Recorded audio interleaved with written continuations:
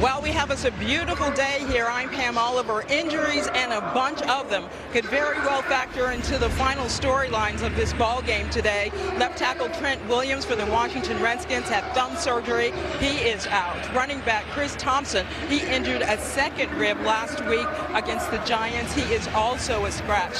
For the Atlanta Falcons now, their veteran kicker Matt Bryant, he will miss yet another game as he continues to deal with a hamstring. Cornerback Robert Alford, he is out with an ankle injury. Back to you. My goodness, Pam, that is a laundry list of big players out of today's game for Jay Gruden. This is a pretty simple theme, right? The two games the Redskins have lost, they never led. And the games they won, they never trailed. So Gruden has no idea if his team has an ability to come back in a game. And who knows, maybe we'll find that out today. And Dan Quinn has done a marvelous job here turning this franchise around. Obviously a Super Bowl appearance, fourth-year head coach. They started off 1-4. They have been besieged by injuries. Their top three defensive players have been out seemingly all year. Their running back Devontae Freeman on top of the players that Pam told you are not playing today. And the Falcons won the toss.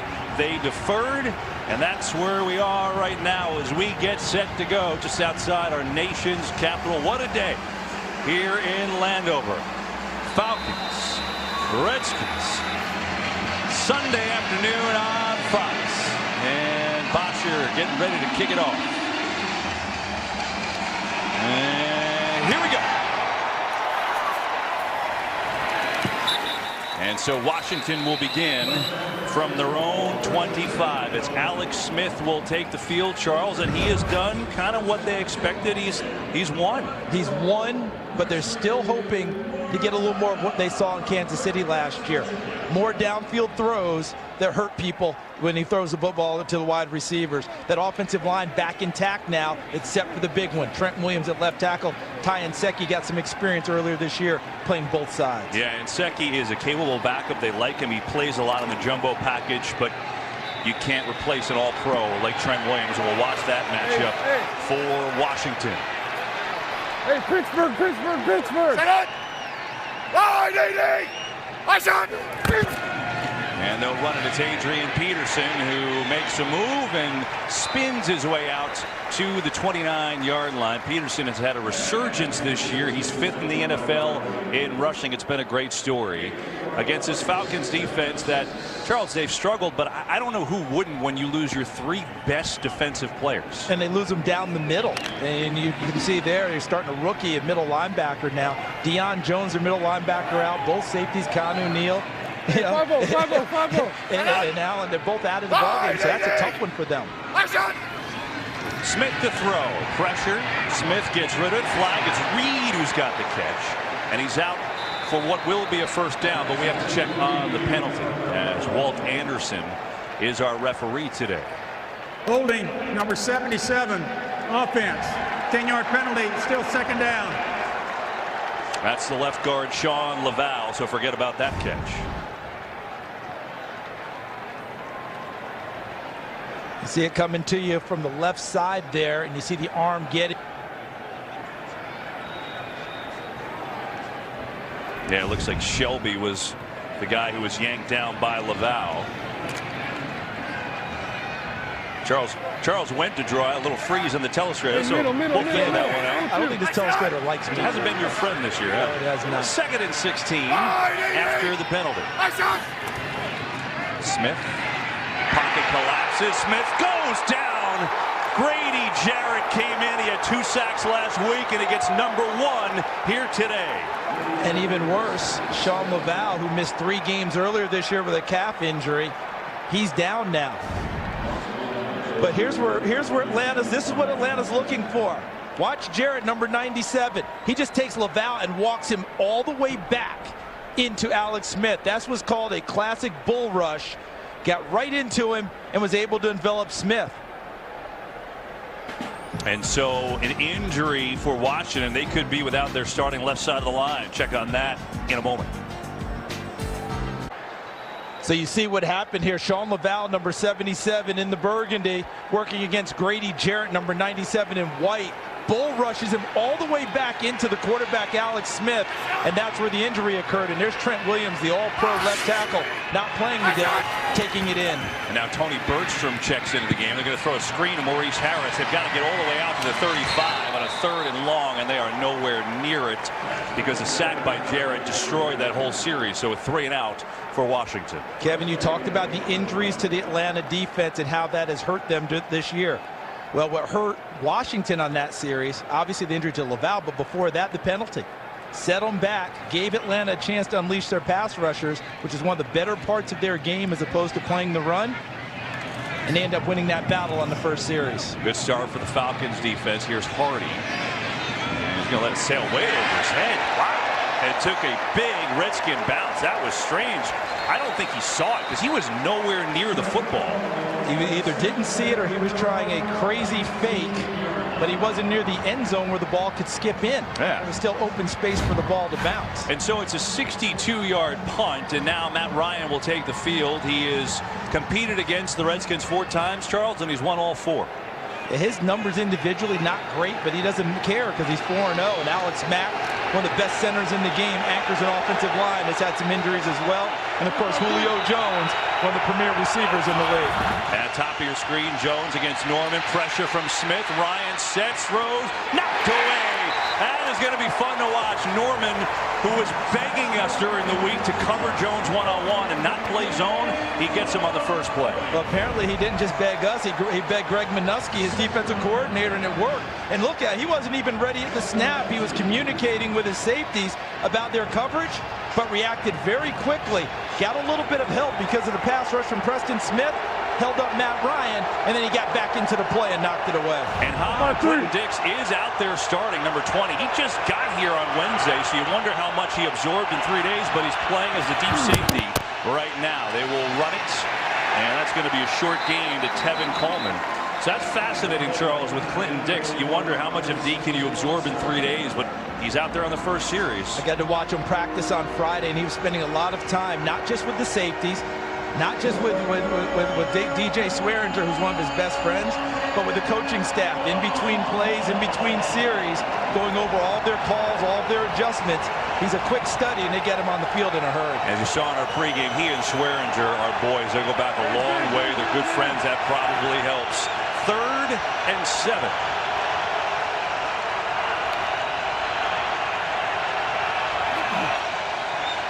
Blitz coming.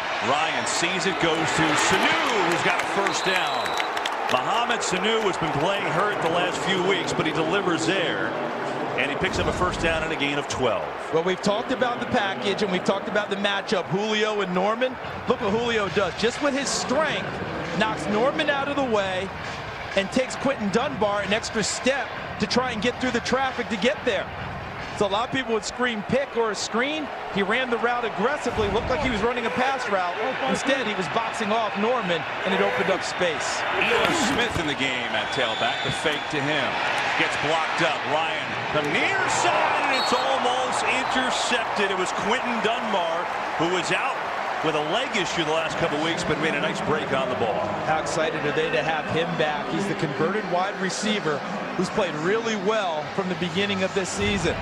And off of this play action, bottom of your screen, 23 in burgundy, working on this with Matt Ryan. Plenty of time to throw the football, throws the long out, and Dunbar reads it, makes the break, and helps break up the pass.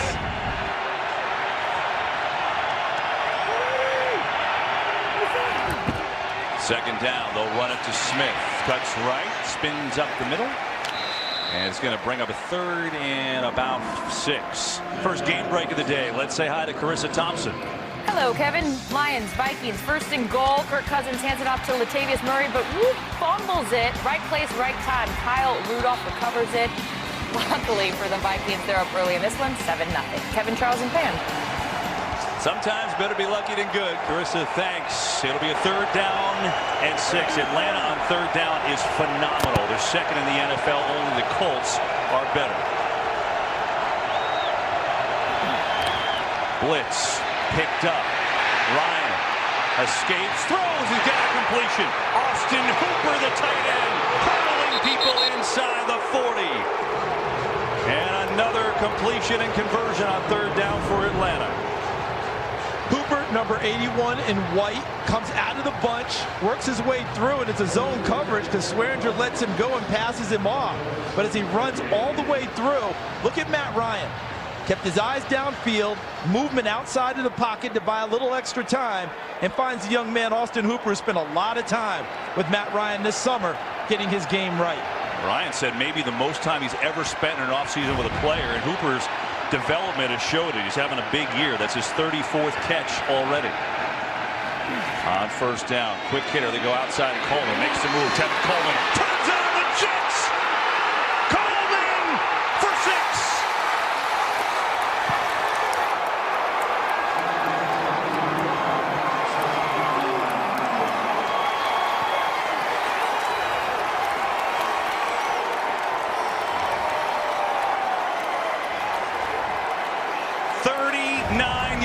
But Coleman did most of the work.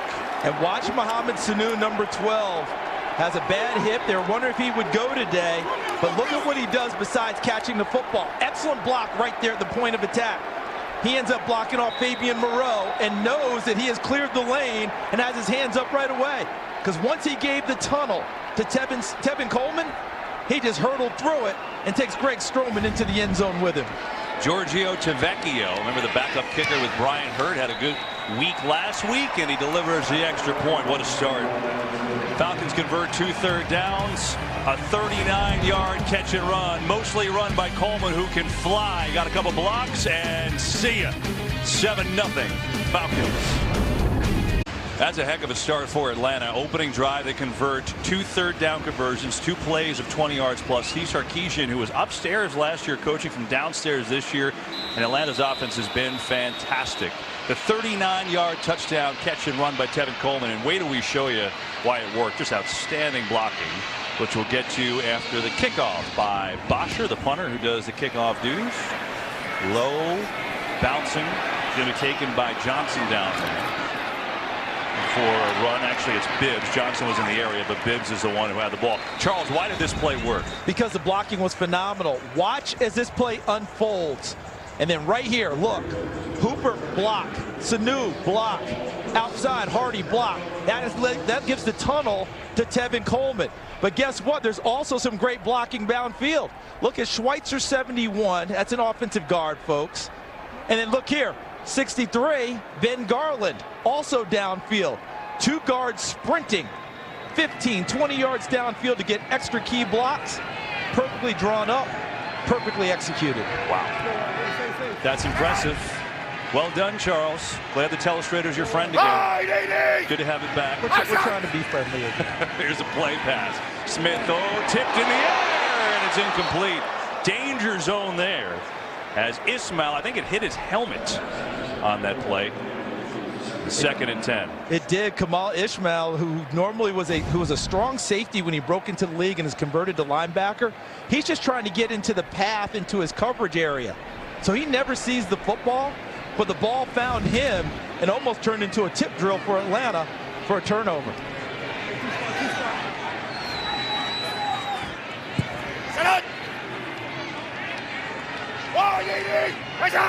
On 2nd down, they will run it, and it's Bibbs powering forward. We saw the injury earlier. Let's get an update down to the sidelines with Pam. Redskins left guard Sean Laval literally limped off the field. They are carrying him now in a wheelchair to get him into the locker room. He's unable to put any kind of weight on that leg. Laval has a knee sprain and is questionable. It's got a history of those injuries, guys. Lately, it was a calf. Pam, you're right. That's troubled him his whole career, and that's obviously bad news. Trent Williams already out there, all-pro left tackle. Now Laval, their left guard. So on the left side, it's Ty Nsekhe and Tony Bergstrom, number 66. That's worth watching. Now a 3rd down and 7 for Washington. Atlanta jumped where they drawn. We're talking about the left side of the line, and maybe that had something to do with the right side. Atlanta had him in a perfect spot, 3rd and 7. If they jump offside and turn into 3rd and short, that's the type of error you can't have when your defense has been struggling. Neutral zone infraction, number 99, defense, 5-yard penalty, still 3rd down. I thought it was 44. I thought it was Vic Beasley, but let's take a look. So right here, I thought it was here. I thought it was 44 Beasley, and it was. He was the one coming off, and that's something they just can't have. He has not had the success getting into the quarterback like he had a few years ago. 15.5 sacks in 2016. Trying to get the jump there, but the situation dictated 3rd and 7. You were winning it. Now here, the run game's back in play for Washington.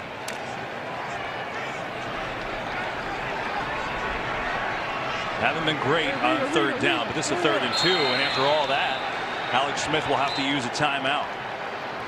So they had time. Seemed like there was some trouble getting the play in, and then just discombobulation. So timeout used by Alex Smith with 8:46 to go in this first quarter, and a 3rd and 2 is coming up. You know, Charles, you talked about the run being back in play, and you know, Adrian Peterson, who currently is right there behind Alex Smith, now he's coming back on. I think it's really been a phenomenal story. I mean, 33 years old. Look what he's done. It's a flashback. I mean, it looks like he did when he won the MVP in 2012. But look at the theme here, CD. When they win, he's at 100, or at least right around 100 yards, if not better. The 2 games they lost, he had a total of 26 yards. They have to run. It's amazing. I believe he's 8 yards combined away from having 5 games with 100 yards or more on the ground. But he's not on the field on this play. Capri Bibbs is, who now flashes out to the bottom of your screen as a wideout. 3rd down, 4-man rush. Smith looking to run, fires over the middle. What a catch! Richardson diving grab for a 1st down for Washington. The protection was good, and I think Alex Smith exited from the pocket just for sight lines. Watch number 10, Richardson. Cuts across. See how he's calling for the football?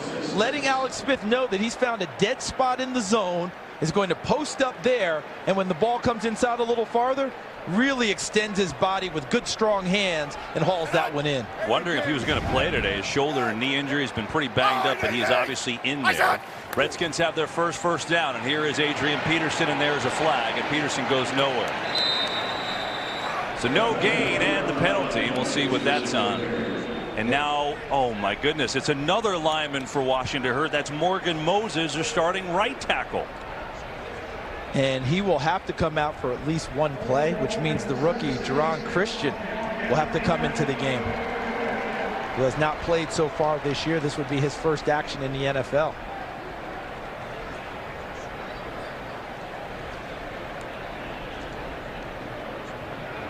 So Moses being tended to. So just consider this. Trent Williams, all-pro left tackle, out coming into today. Laval hurt, as Pam told you. He doesn't look like he's coming back. And now their starting right tackle is down. Yikes. So you see a hold right there by Morgan Moses, but then behind him, his teammate Tony Bergstrom, number 66, he ends up rolling into his leg. So the hold goes against Moses. Then he gets his leg buckled underneath him by his own teammate, by number 66, Tony Bergstrom. So he goes out of the game. So now Geron Christian, number 74, comes into the ball game. Trent Williams wishing he could be out there playing, but he had thumb surgery this week. So they have 3 backup linemen in the game right now. Smith protected here, and just a drop. He threw a bullet right into Doxson's chest, and he couldn't hang on. And when things are going a little tough for you, you have to have someone who can kind of stop things a little bit, kind of adjust them. Can't ask for a better throw than that.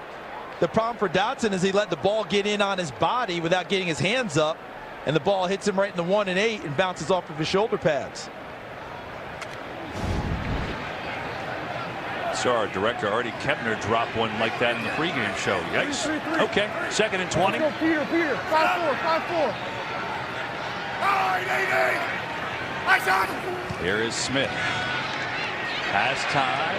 Dumps it off over the middle. Look at the move. Peterson, though, is swarmed. He made the initial move, but Atlanta got there in a hurry. And despite all their injuries on defense, Falcons still have speed. And a 3rd down and long is coming up.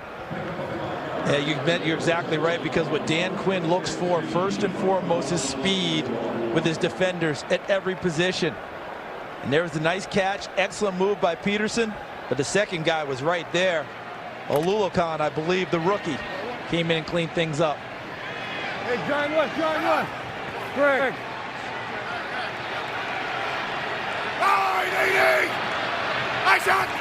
3rd down and 15. It's only a 3-man rush. Smith loads it up and incomplete. That's another one that Doctson should have had. It would have been a 1st down. And I think Oliver may have gotten a hand on it. He was on the coverage. We'll look. But a 4th down coming up.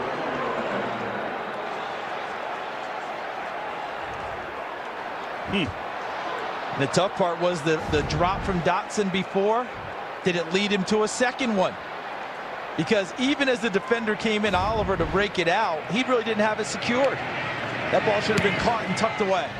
It's a rough couple drives for Washington. Way with a good punt. Hardy takes it at the 5, and it gets back to the 10, and that'll do it. So the Falcons are backed up, but things going their way early. They scored on their opening drive. Defense doing the job. Alex Smith looking for a little help. Matt Ryan delivered on his first drive. Here's number 2. Well, you don't usually say a defensive stand in the first quarter is big, but here's why it is for Washington, because they don't have the ability, we're not sure, of coming back. They're a run team. They're a defensive team. And you see the 2 games they've trailed, they've lost. And it's 7-0 Atlanta here, starting deep in their own territory. Julio Jones makes his first catch, and a quick 1st down for Atlanta, and a gain of 12. But Charles, you consider that they're down 7. They're a running team. Jay Gruden even said he doesn't know if his team is capable because they haven't seen it. And now these 2 linemen get hurt today. Trent Williams already out. No backup lineman left. Yeah, and that's where you say to yourself, okay, who's my emergency lineman? Which you know they've worked on in practice. I would think it'd probably be Jeremy Sprinkle, the 3rd tight end, but they hope they never get to that. So let's see how this stand goes, because they need it badly. On the play action pressure, Ryan steps away from it and fires. It's dropped. Perfect pass, and Calvin Ridley, who's had a good rookie season, just flat out dropped.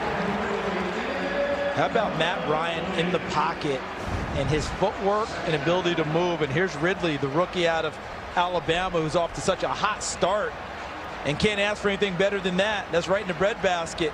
And similar to Josh Doctson, ball right there that he should have goes awry.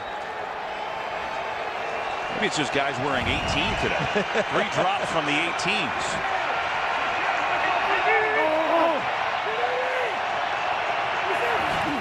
Second down, a little flip. Coleman turns on the speed. Boy, is he fast, and he's out near a 1st down. He might have it. I think he does. Should be a 1st down. It is for Atlanta. Game break time. Let's check in again with Carissa Thompson. Thanks, Kevin. So new coach for the Browns. Same result thus far, because you're playing the Chiefs. Patrick Mahomes throws the screen to Kareem Hunt, who does the rest. 50 yards. He now has 8 straight games with a touchdown. Kansas City Chiefs up 7 because the Browns added a field goal. Kevin? Mahomes is really something else. I mean, 26 touchdown passes is now his 27th. 27! Incredible. 1st and 10 for the Falcons. Fake. Ryan over the middle to Sanu, and it's a completion out to the 40. Charles, one thing that strikes you about this Atlanta offense, they play action as much or more than anybody else, and they're successful without having any trace of a running game. Well, one thing they do really well, they make their runs and passes look exactly the same. And they run it enough, and maybe even more than you would think, to convince you that you have to play against the run as well in order to set up the play action, the bootlegs, the things that Matt Ryan likes to do. We'll show you that number again after this. Ryan down the pocket, breaks down and gets it out to Ito Smith in the flat, and Smith will have a 1st down for Atlanta. So you look at the numbers. Ryan has the 3rd most yardage as a quarterback from the play action passing, but you look at the other 2 guys who are in front of him, and you look at Jared Goff, he's got Todd Gurley. Patrick Mahomes has Kareem Hunt. Now Ryan, Tevin Coleman's a good player, but they're 30th in the league in running. Yeah, they've lost Devontae Freeman, but again, they press the run game just enough that you have to make sure you defend it, and it looks exactly the same as what they're doing when they go play action pass. So it's harder for a defense to read it. And Josh Norman going in the slot now to deal with Julio Jones. Norman has stayed with Jones, it looks like, for the most part in this game plan. Ryan, quick throw, Hall, incomplete. Good coverage there. It's Dunbar, who's already made a couple of nice plays.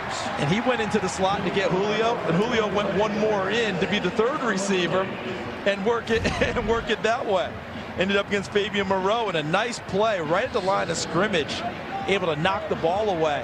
Didn't quite get the number of that defensive lineman. Was that Deron Payne? Was that 95? Couldn't tell. couldn't tell on that one, but that's a nice job inside, getting his hands up into the passing lane.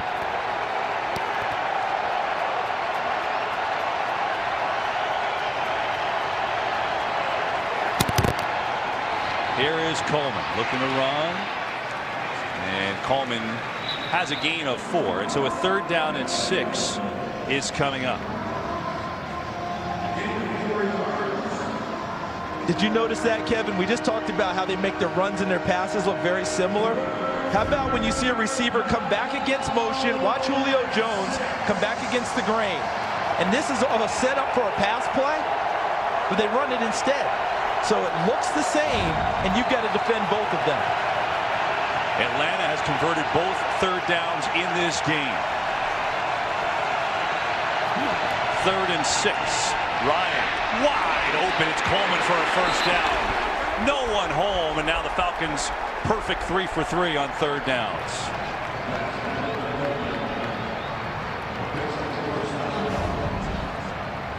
So watch Coleman get out here on the route. There's Preston Smith, 94 on the pass rush, but a good sight line established for Matt Ryan by Jake Matthews, number 70, as left tackle.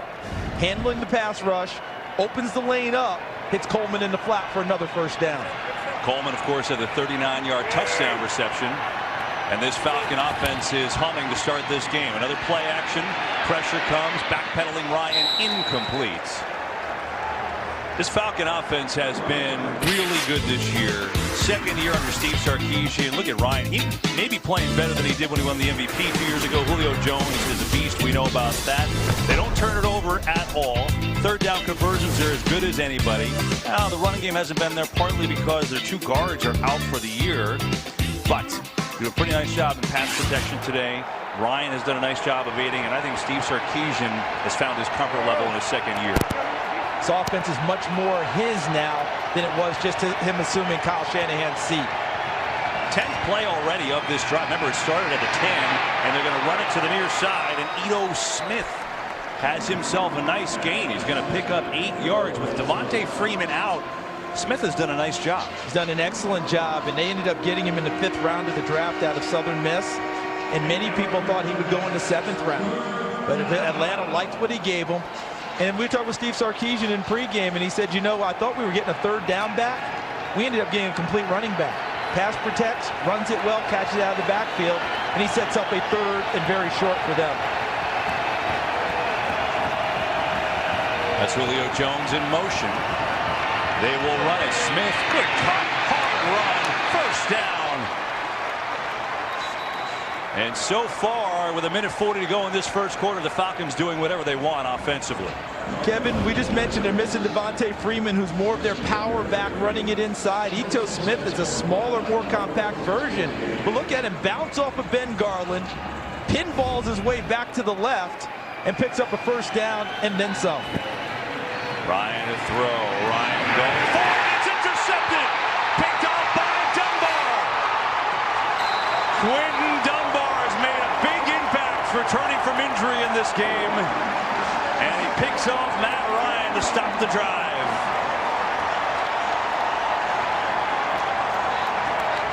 Excellent job by Quentin Dunbar being in the right place, but I think Matt Ryan believes that his rookie wide receiver did not run the correct route for him. He expected to be more in here. Instead, he's outside, and Quentin Dunbar sees the football, goes and takes it back the other way. A timely play by Quentin Dunbar. Welcome back from your injury, young man. And you really helped out your team in a big way because Atlanta was on the march. That's a great pickup, Charles. And these Falcons don't turn it over. I mean, you think about it, for Ryan, it's only his 3rd interception of the year. It's only their 5th turnover. It's the fewest in the NFL. You were right. Exactly right. That's what Ryan was saying. If they're gonna, listen, if they're gonna ask anyone how it went, they're going to ask Matt Ryan, and he'll give you the answer. So Washington needed it. They were looking like they were going to go down 14-0, and they will run it with Adrian Peterson bowling his way forward for a gain of 3. Greg Minuski, the defensive coordinator for these Redskins, coming into today 4th in the NFL in overall defense. It's been quite the turnaround for them, but now it's onto their offense and this offensive line with all these injuries. Yeah, and getting back to defense real quick, They're stopping the run, and they're taking the ball away.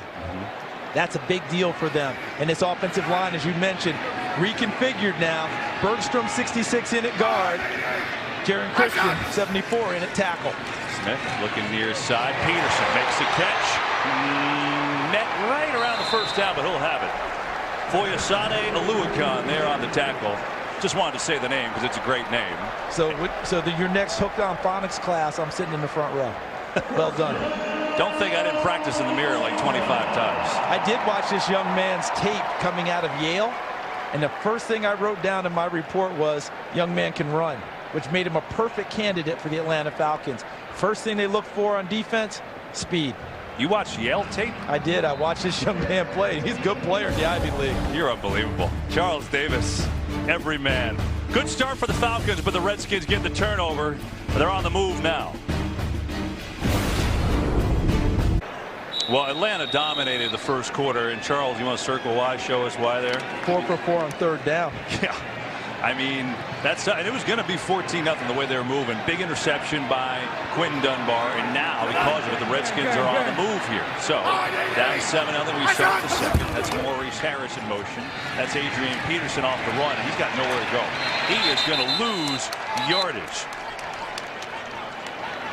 And how about Oluokun? He's not going to get credit for the tackle, 54. Jarrett may not get it as well, but what a pile up in there to make sure Adrian Peterson stopped his feet, tried his spin move, and then the rest of the Falcons were able to get there. It's not always the guy who makes the tackle who made the play.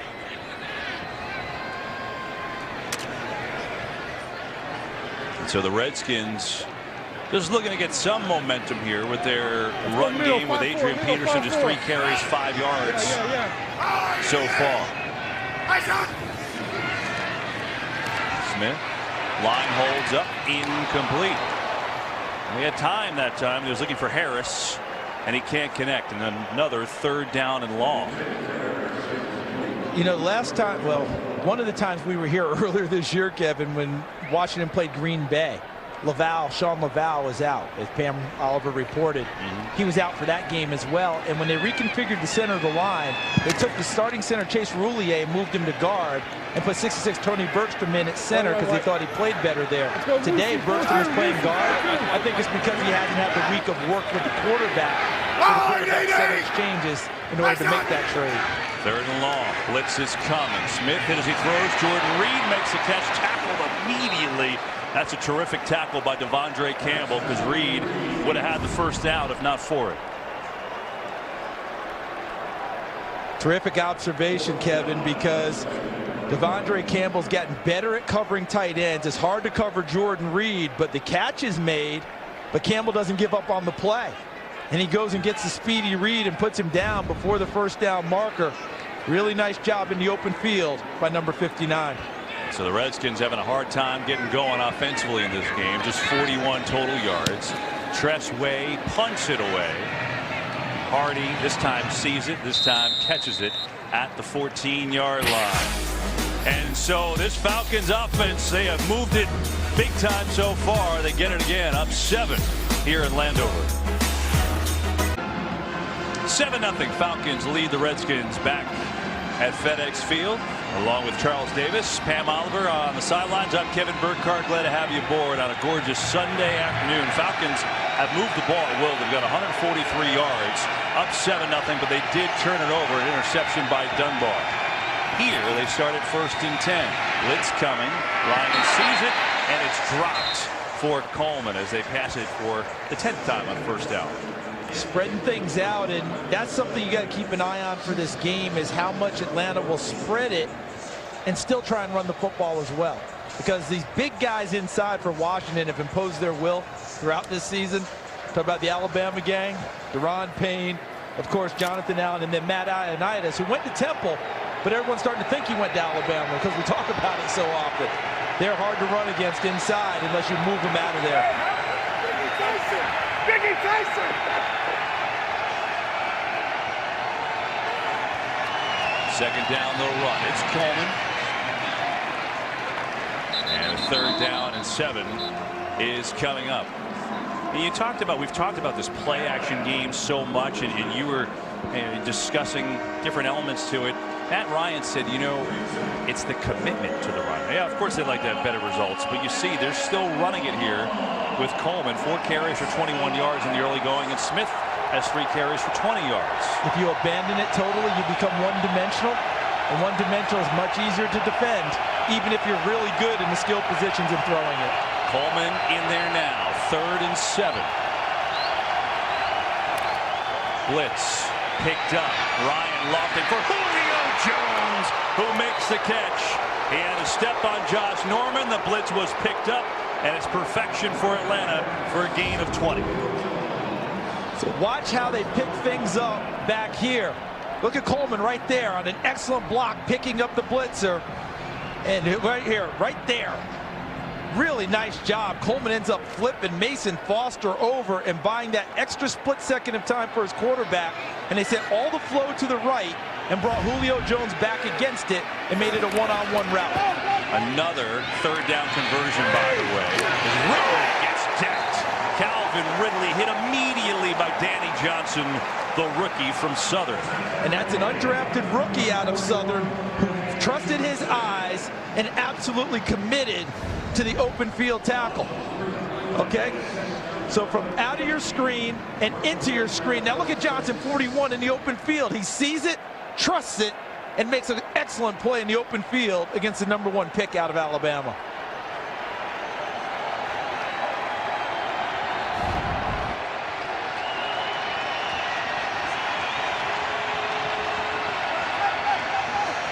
Second and 13. Ryan over the middle. Jones hauls it in. Julio Jones among a bunch of Redskins, but it doesn't matter because he's into Washington territory and a pickup of 26. Julio Jones is the inside receiver in the slot working, and look at number 53. That's Brown trying to get enough depth and affect the pass. He's actually in a good drop area, but what a perfectly thrown football over the top of number 53, Zach Brown, and in front of the safety, Clinton Dix. Talking so much about Steve Sarkisian in his second year as offensive coordinator. Matt Ryan said, I just think our execution has been better. You're seeing it today, except, of course, as I say, completely jinxed it because that was a botch play, trying to get it out in the flat to Ito Smith. But you get the idea, Charles. I totally get the idea, but it's a comfort zone for all of them. Remember, Matt Ryan won his MVP the second year of Kyle Shanahan as his offensive coordinator. Good point. He had to get him to a certain comfort level about his offense.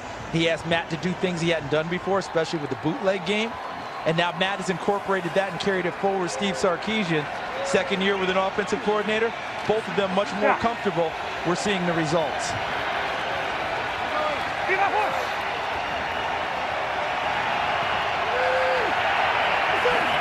Second down. They will run it. Coleman, big hole. Foster finally brings him down, but a 6-yard gain. And here's where the issue has been for Washington early in this game on defense. They get a nice play on first down, make it 2nd and 10. You now have the advantage on defense. They run the football, and now it's 3rd and manageable for Atlanta. They don't run it for 1 or 2 yards, which you're used to giving up.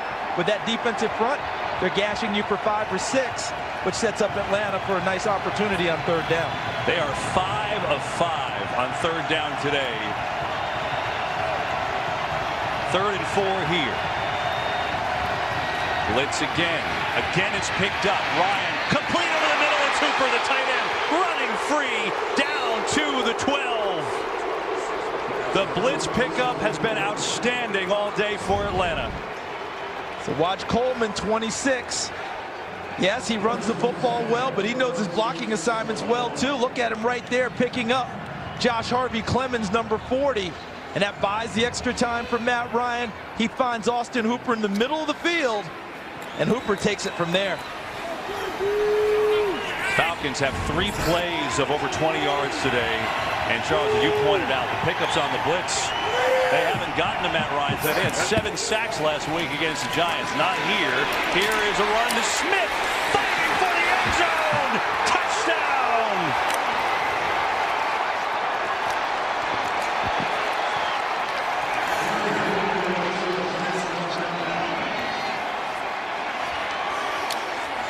The Atlanta offense on fire. The 4th touchdown of the year for Ito Smith.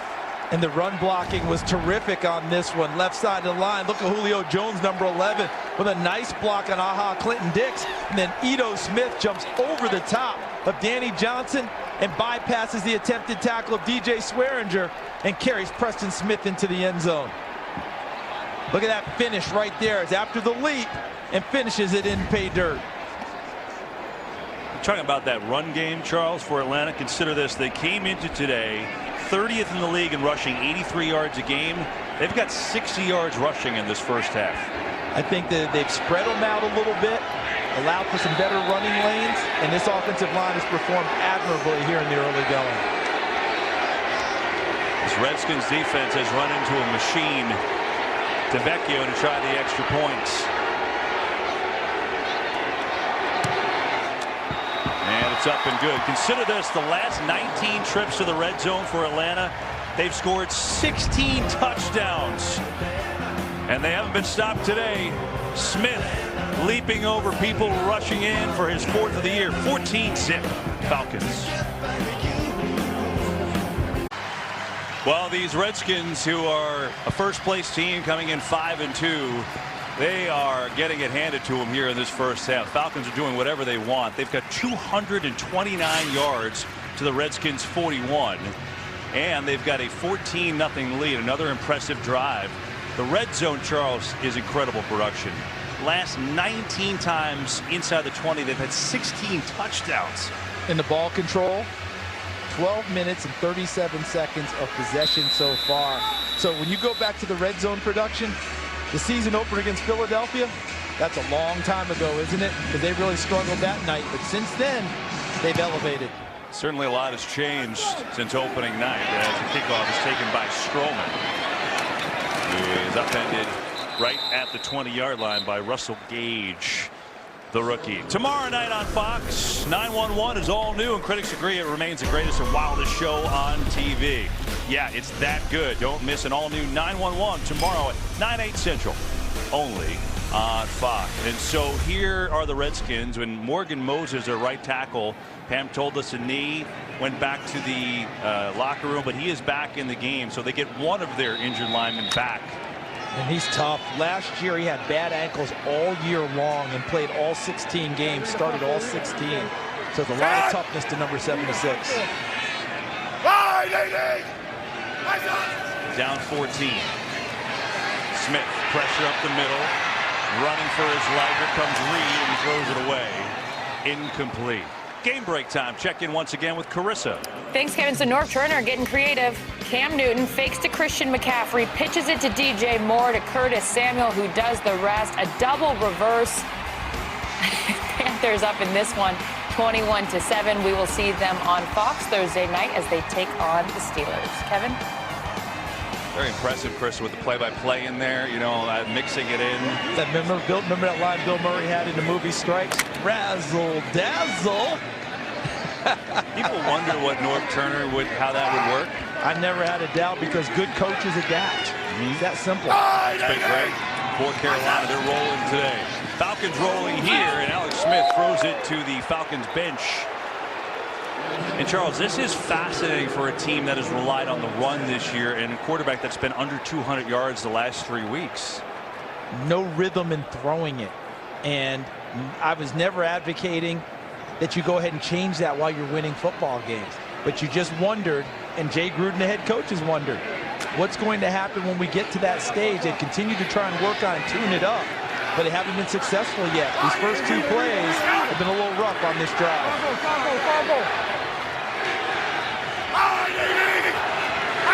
Third down and 10. Blitz from the linebacker, complete to Vernon Davis, and all reliable has a first down. The 13th-year tight end from Maryland. And let's see if that play right there can have a settling effect on this offense, get them going a little bit, and get a little more, how would you say it, a little more juice going. Right part of your screen. Nice job by Vernon Davis. Faked like he was stalk blocking the linebacker, and then jumped inside of him and made himself available for the pass. Big pickup on first down, and it gives them room. And if they want to get back into their running game, they still have that opportunity. Here's Peterson. And and he is hit immediately. You think about Peterson today. He's got 4 carries for 5 yards, Charles. Last week he had 149 yards against the Giants. And the hard part is he's not getting a chance to get to the line of scrimmage and start making his moves. He's having to make moves in the backfield because of the penetration by Atlanta up front. Their defensive front has done a nice job allowing linebackers to run free. Bruce Carter, number 55, was unencumbered getting to Adrian Peterson and able to make the play.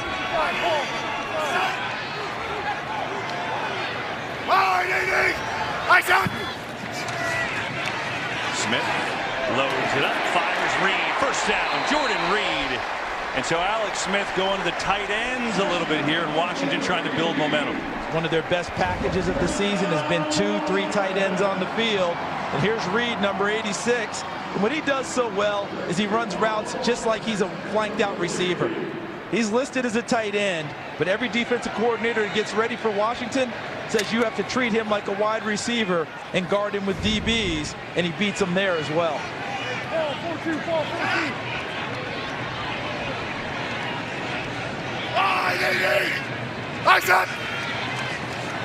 Pressure. Smith senses, running, and Oluokun coming, but the catch. Yes, it is a catch. Doctson coming back to help his quarterback on the slide. Oluokun was bearing down on Alex Smith, but he turns a negative into a positive, and he's going to pick up 4 yards. And after the 2 drops early by Doctson, this is a really nice play by him, because we see the end where he possesses the football with strong hands and catches it, taking it over the line.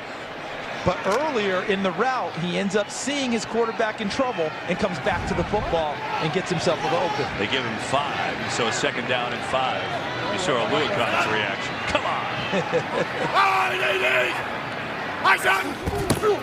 Peterson. Adrian Peterson sheds a tackle. And finally, he had a little chance to make a move and a first down for Washington. Now 3 first downs on this drive. And I know it's 14 points, but they don't have to totally abandon the run game. And look at the blocking up front. Gives himself a nice space, and Beasley unable to get his head turned around to make a play. Good block right there by number 17, Floyd, the wide receiver. And that gave that space for Peterson. And once he gets his shoulders square and gets turned upfield, he's hard to handle. 8th play of the drive, running on that right side where Moses re-entered the game, their right tackle. On the play fake, here comes Beasley. Smith in trouble. Smith gets away. He's going to run. Alex Smith with some blocks. Oh, he gets decked by Poole at the end. Alex Smith made a big play and got some blocks. And he's laughing as he gets up from that, taking a vicious hit. He did. Kevin, Alex Smith goes Houdini on us right here. Look, he's swallowed up. Grady Jarrett has it, and he gets away from him. Now get out of bounds, Alex Smith. Get all you can and get out of bounds. And look at this. Gets right through Beasley, 44. Jarrett, 97. Devondre Campbell, 59. Get out of bounds. And Poole does a nice job of taking his head out of the play and going at him with a shoulder. See how the NFL's been teaching it? He did it well. Here's Peterson wrapped up immediately. Oluokun again, he's been active, the rookie from Yale. You're right, textbook hit by Poole. What a play by Alex Smith. I don't know how he got out of that. He got out of essentially 3 Falcons in the pocket and turned that into the type of play that they sorely needed. Now they've got to find a way to pay it off. You see Smith, I don't know if he was thinking about cutting inside or did he just get trapped where he couldn't get out of bounds. But get what you can and get out of bounds. Your team needs you later in the game. He got up smiling, though. He's got his team on a good drive. 10th play of it. Fake to Peterson. Smith lets it go. It is complete. Inside the 5-yard line. It's Maurice Harris and a 1st and goal. Washington loves the RPO game, the run-pass option game in the red zone. Harris 13, but this wasn't an RPO. This was just play action. And he wins the route at the line of scrimmage, does Harris, number 13, gets inside of Poole. And look at the concentration, because Poole's hand is right in there on the catch. and then Harris takes it away and swats Poole's hand away to make the catch finalized. They're going to throw a fade, looking for Doxson, going up to get it! He's got it! Touchdown!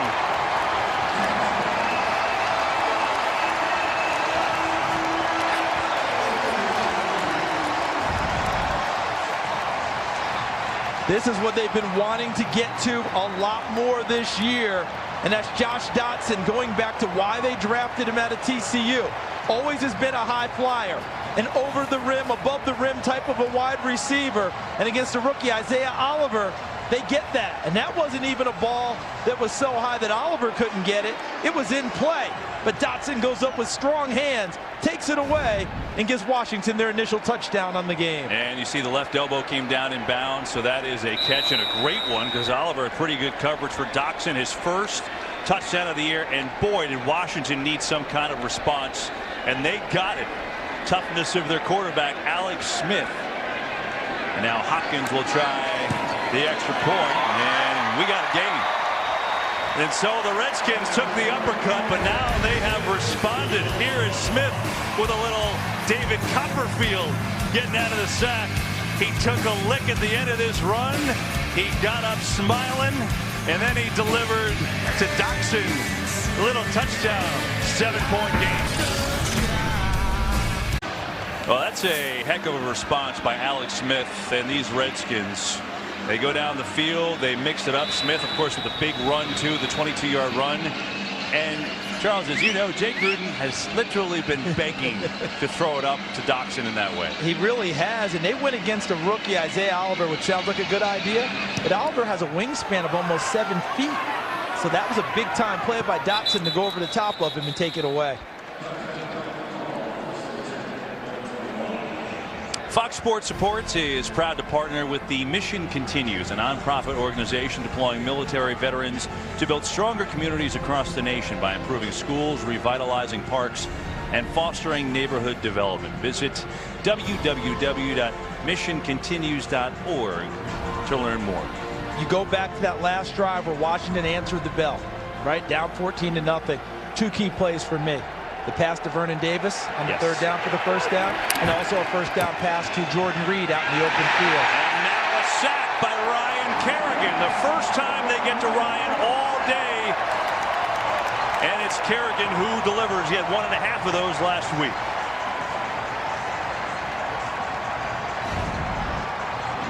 So Kerrigan, right here, who has really come on as late with the sack numbers. Gets inside of Jake Matthews. Ryan, meet Ryan. Well played. Crowd comes to life here at FedEx Field. The first time I've seen Clinton Dix out of the game. Monte Nicholson is in at safety. They're going to come in the flat. Ridley trying to get the rookie going. And he works his way out back to the original line of scrimmage at the 25. You notice how that touchdown has energized the entire Washington team. You mentioned the crowd is into it. The defense is back into it as well. You see the bounce that they have back out on the field? Look at them right now. That looks like the Washington defense we've seen in their 3-game winning streak. On their toes if this were a boxing match, and doing the punching right now. We have hit the 2-minute warning here from Landover, Maryland. Third down for Atlanta when we come back. It's the Falcons 14, Redskins 7. Back in a moment. 2 minutes to go in this first half. 14-7 Falcons. They've got a third down where they are 6 of 6 on third down today, but this is the longest one they've had to convert. 3rd and 10. Ryan throws and he converts another one. It's Sanu right over the middle to move the chains yet one more time. I mean, 7 for 7 on third down against this Washington defense. Watch number 12 in white. Works inside with Calvin Ridley. He's the inside route. Catches the football. Turns it right upfield. You can tell the connection Matt Ryan has with these receivers. Puts it right where it needs to be. And counts on Sanu to be there. There's plenty of time now. Atlanta's got 3 timeouts at their disposal. Coleman will run it. He's had a good first half running the football. and catching the football as a touchdown of 39 yards. Second down. What's interesting about Atlanta is that they're led by a head coach who's a defensive coordinator at heart. So a lot of defense coordinators say to their offense, just don't mess up my defense, all right? We're up 14-7, don't mess it up. Dan Quinn says attack at all times. So don't expect Atlanta to do anything but try to get this ball downfield. Ryan, time again, looks to another lead. Incomplete. And penalty flags fly. He was going for Mohamed Sanu. Fabian Moreau was on his back. Crowd doesn't like it because it looks like a nice play at the end by Moreau. Number 31 is having a very nice season playing nickel corner. He can play outside as number well. Number 31, defense. First down at the spot of the foul. But let's see where the contact begins. Look at the left hand riding Mohamed Sanu. It's a nice call on the outside by the official. I believe that one was called by the field judge, Terry Brown. And I think he nailed that one because the left hand was all over Sanu before the ball got there. So another first down for the Falcons. 51 seconds left in the half. All three of their timeouts. Four-man rush. Ryan, pressure. He's in trouble. Matt Ioannidis.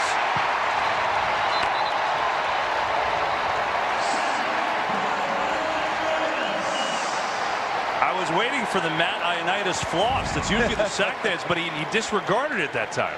Okay, look at Ioannidis right in here, working inside on Ben Garland. And once he gets about half a body past Garland, he can't hold him. And then with a nice right hand, grabs the jersey and yanks Matt Ryan down. 2.5 sacks last week against the Giants. Ioannidis picks up another one here. Just think about this, KB.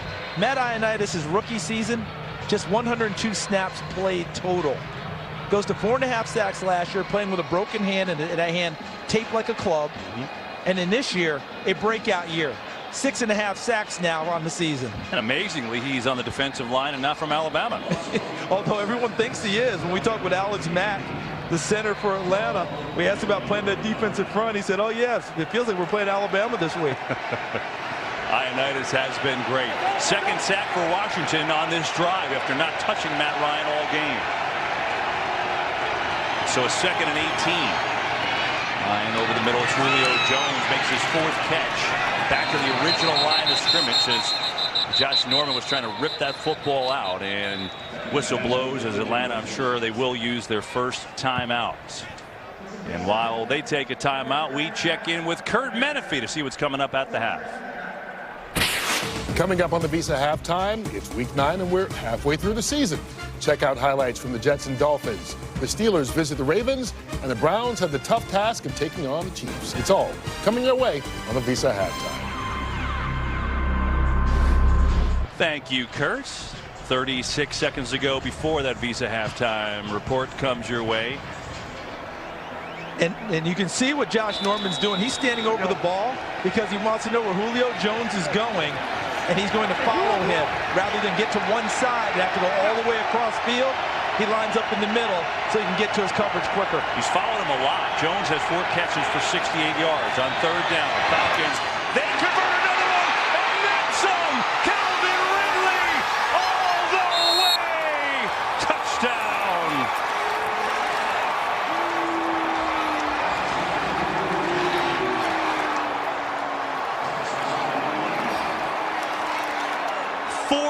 Yards to Calvin Ridley and another 3rd down conversion. So watch Ridley. This is one of the most explosive plays I've seen because look how he just accelerates. Takes off and goes. And earlier in the game, as you described, Kevin, he had trouble catching the football. Sanu actually becomes a blocker and almost like a bowling ball takes out 3 pins there. And Ridley benefits. You mentioned him earlier, having trouble catching the football. He runs a bad route that leads to an interception. As a rookie here, Matt Ryan chastises him. How about the way he came back after that? Ridley's 7th touchdown catch of the year. It leads Atlanta. And we will be right back after this message from Progressive. So consider this Washington defense came into today allowing 322 yards per game, 4th best in the NFL. Charles, the Falcons now have 289 yards in the first half. and that was something else from Calvin Ridley. And they're doing it the way you would expect, by moving it through the air. But as you also noted, Kevin, they've remained committed to running the football enough that you can't just go back there and play pass defense. So it opens up lanes, and that catch by Ridley, after the catch, he was jet propelled through that gap. Has the team ever gone 100% on third downs in an entire game? The Falcons are 8 of 8 on third downs. That's been the storyline here so far. And 23 seconds ago, the Redskins have 2 timeouts left, and see if they could find some magic to get into field goal range. Reminder coming up on the Visa Halftime Report. Kurt, Terry, Howie, Michael, and Tony with a lot to do. Jets and Dolphins in the AFC. Steelers big game. Baltimore Chiefs keep on winning. A lot going on today. Of course, a big one on Fox later, Charles. Rams Saints. Yeah, I heard about that. Heard that might be kind of a big game. Pretty good. In New Orleans. But this is where Jay Gruden gets to find out about his team. 21-7 right now. They haven't shown the ability to come back earlier this year, but they do have the weapons available if they can get it going. This is Bibbs, who's going to run it up to the 35. 17 seconds left. I mean, realistically, to need a shot, they need about 25 yards. 56 yards is the long for Dustin Hopkins in his career. He's hit that this year. It's realistic with 2 timeouts. And let's see how Atlanta decides to defend, because Dan Quinn likes to play situational football. As we look there at the offensive line coach for the Washington Redskins, Bill Callahan. But he likes to drop back, guard sticks, and guard territory. And you see right there, he's got his team really loosened up. Get it to Bibbs. He's got a block. Bibbs up near midfield with 10 seconds to go, and they will call a timeout. Well executed first 2 plays for Washington. If they could somehow get in range and get a shot at a field goal right before the half, that would be huge for them to carry into the locker room. And so the Redskins will have 10 seconds left in 1 timeout. Consider this, Charles. 4 possessions for Atlanta, 3 touchdowns. And they probably would have had a 4th if really didn't run the wrong route down by the goal line. Yeah, and Quentin Dunbar came up with the interception. So now we're about to find out about Washington, the question that they've asked themselves and the question we've all asked. How will they do in a game where they have to come from behind? Here's a great opportunity for them today, because remember, Atlanta's defense hadn't exactly lit it up throughout the entire season, so opportunities still exist. And an opportunity here with 1 timeout to at least get a shot for a long field goal. Again, Hopkins' long career is 56, so they need to get to the 38 for that. 10 seconds to go. They got to do it quick. Beasley on pressure. Smith going to go for more than that. And it's caught. But time is an issue with 3 seconds. They got to call timeout. They have a timeout. Did they use it? They get it with a second left and a penalty too. And it's going to come back. 10-yard penalty. Still first down. Oh my goodness! After all that, the hold is going to negate it. Desmond Trufant lets the easy interception go through his hands. Josh Dotson, who had trouble catching it earlier in the game, focuses and hauls it in. Looks like they're going to get a timeout and a shot at a field goal, but the hold goes against Washington and brings it all the way back. That's about the summation of the first half for Washington. So the top of your screen, left of your screen right there, Morgan Moses taking down Vic Beasley, number 44. You wonder, Pam Oliver mentioned that Morgan Moses went in to get looked at, I believe it was a knee injury.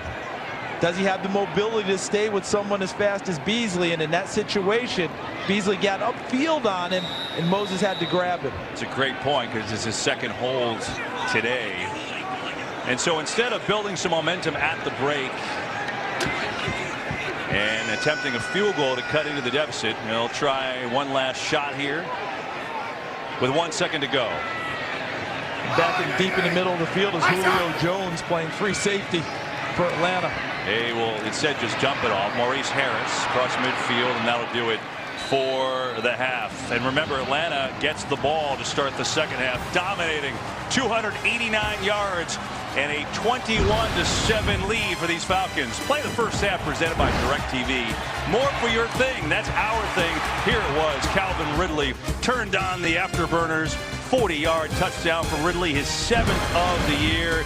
And for the Falcons, a cap to a terrific first half from them as they've got the 21-7 lead. Back to Kurt and the guys in L.A.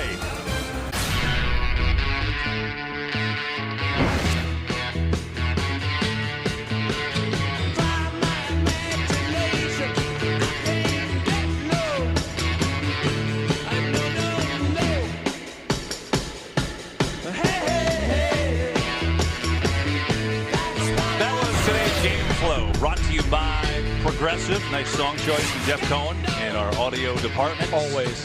Falcons 21, Redskins 7 as we start this third quarter, and we welcome you to the booth. He's Charles Davis. I'm Kevin Burkhardt, and I guess we're going to find out what the Redskins are made of, aren't we? They're 5-2. They have not been in this position and won a game yet this year. And that's what it's all about to me. Forget the statistics, even though Atlanta's chewing them up right now. Washington goes on defense to start this half. That's been the strength of their team for this entire season. They need a defensive stop here, try and get things calmed down. And as Kevin pointed out, can they make that comeback and erase that question from their book right now? This is a great opportunity for them. Falcons have done whatever they want on offense. 289 yards. The only reason they don't have 4 touchdowns was Quinton Dunbar had an interception as the Falcons were driving for another score. One thing, though, Charles, for optimism, if you're a Redskin fan. One time this year, Atlanta also had 289 yards in the first half against the Bengals. They lost that game. Yeah, look, there's a lot to happen here. Starts on defense. And Atlanta will start with possession in this third quarter. Let's go down the sidelines with Pam Oliver. Hey there, Kevin. Talked to both coaches at halftime. First, Jay Gruden. He says the things that are happening to us on offense, we're doing to ourselves. He counted at least 3 penalties that really, really hurt them. He said on defense, we've been a joke on third down. He says we got to do a better job on that situation. As for the Atlanta Falcons, Dan Quinn, he told me that on offense, he really likes the way the group is attacking. He says we've got to keep our foot on the gas as far as that goes. Defensively, he said he likes what he's seeing with that group, but we can't let Alex Smith extend plays. Pam, thanks. That's the first time I ever heard a coach say his effort was a joke in the first half, but he's not kidding. 8 of 8, you saw the number, as Coleman will start it off running the ball. And that's part of it, Charles. They have not run the ball all year, but they've run it pretty effectively here today. You're exactly right, because for the season, Washington averaging giving up just 80 yards per game, less than 4 yards per carry. That has not been the case for Atlanta in the first half. When they've decided to run the football, most of my memories take me back to 5, 6, 7, 8 yard runs.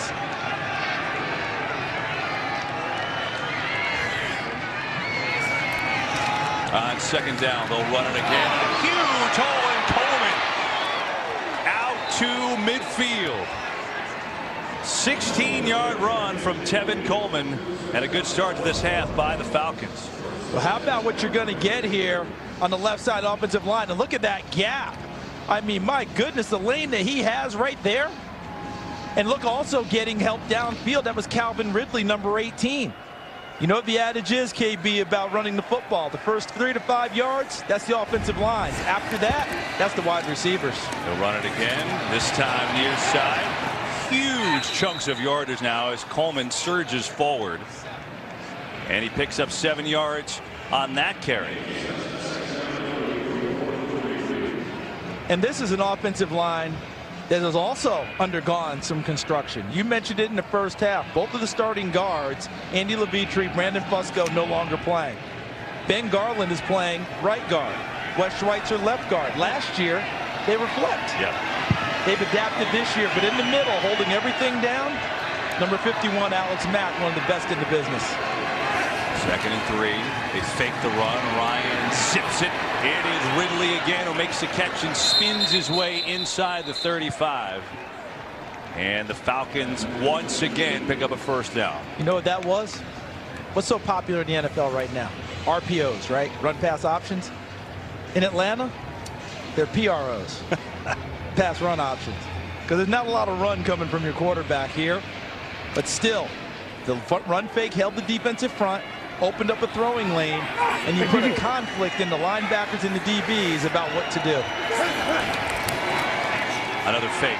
Ryan has time. Going far side, and it's complete. It's Julio Jones who's got a first down. He was working against Josh Norman there.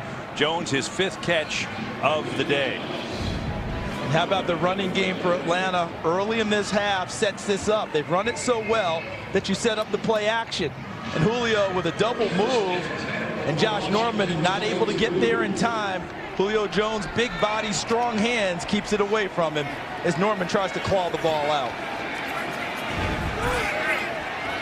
Jones takes a breather. Steve Sarkisian, Matt Ryan in sync to say the least today. And it's Smith who gets the carry. Look, Atlanta's offense, we know they can play. They're really good. But here's the thing. This is why this is a little surprised that the Redskin defense has improved so much this year. Look at their ranks. How about the run D? They were worse in the league last year, second in the league coming into today this year. And look what they did against these top backs. McCaffrey, 20 yards. Zeke Elliott, 33. Barkley, 38. So how do you figure that Tevin Coleman has 63 yards rushing on only 9 carries today? And the Falcons' total yards, 345, and we're only the first drive into the third quarter, and now they actually do something wrong on offense, as that's going to bring it back 5 yards. Offense, 5-yard penalty, still second down.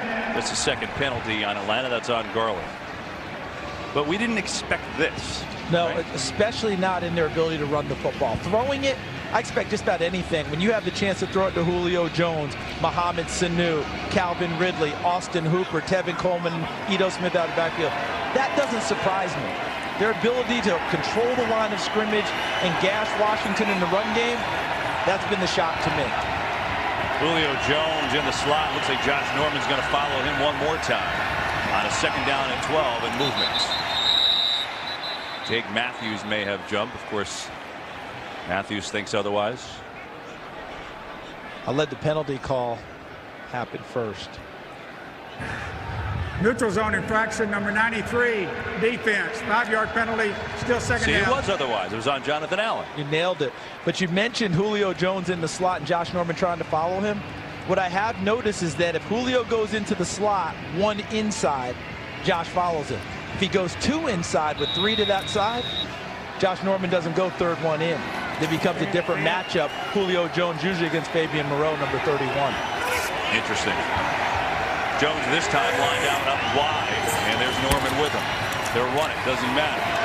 And another good run. The Falcons are averaging 7 yards per carry today. 7.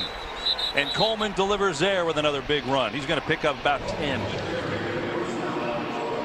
But that's a nice misdirection and influence, because watch Hooper here and what he does with Preston Smith. See, I just walls him off there. He gets him upfield, walls him off, and that allows the running lane for Coleman to form. And look at Ridley, number 18, the rookie. Now that's a grab and a hold there that doesn't get detected. One thing, if you keep a look at Julio Jones, who's the last receiver on the bottom of the screen, he doesn't have a touchdown yet this year. They don't go to him, they go to the other side, they're going to score anyway. Tevin Coleman, number 2 on the day. This is a clinic.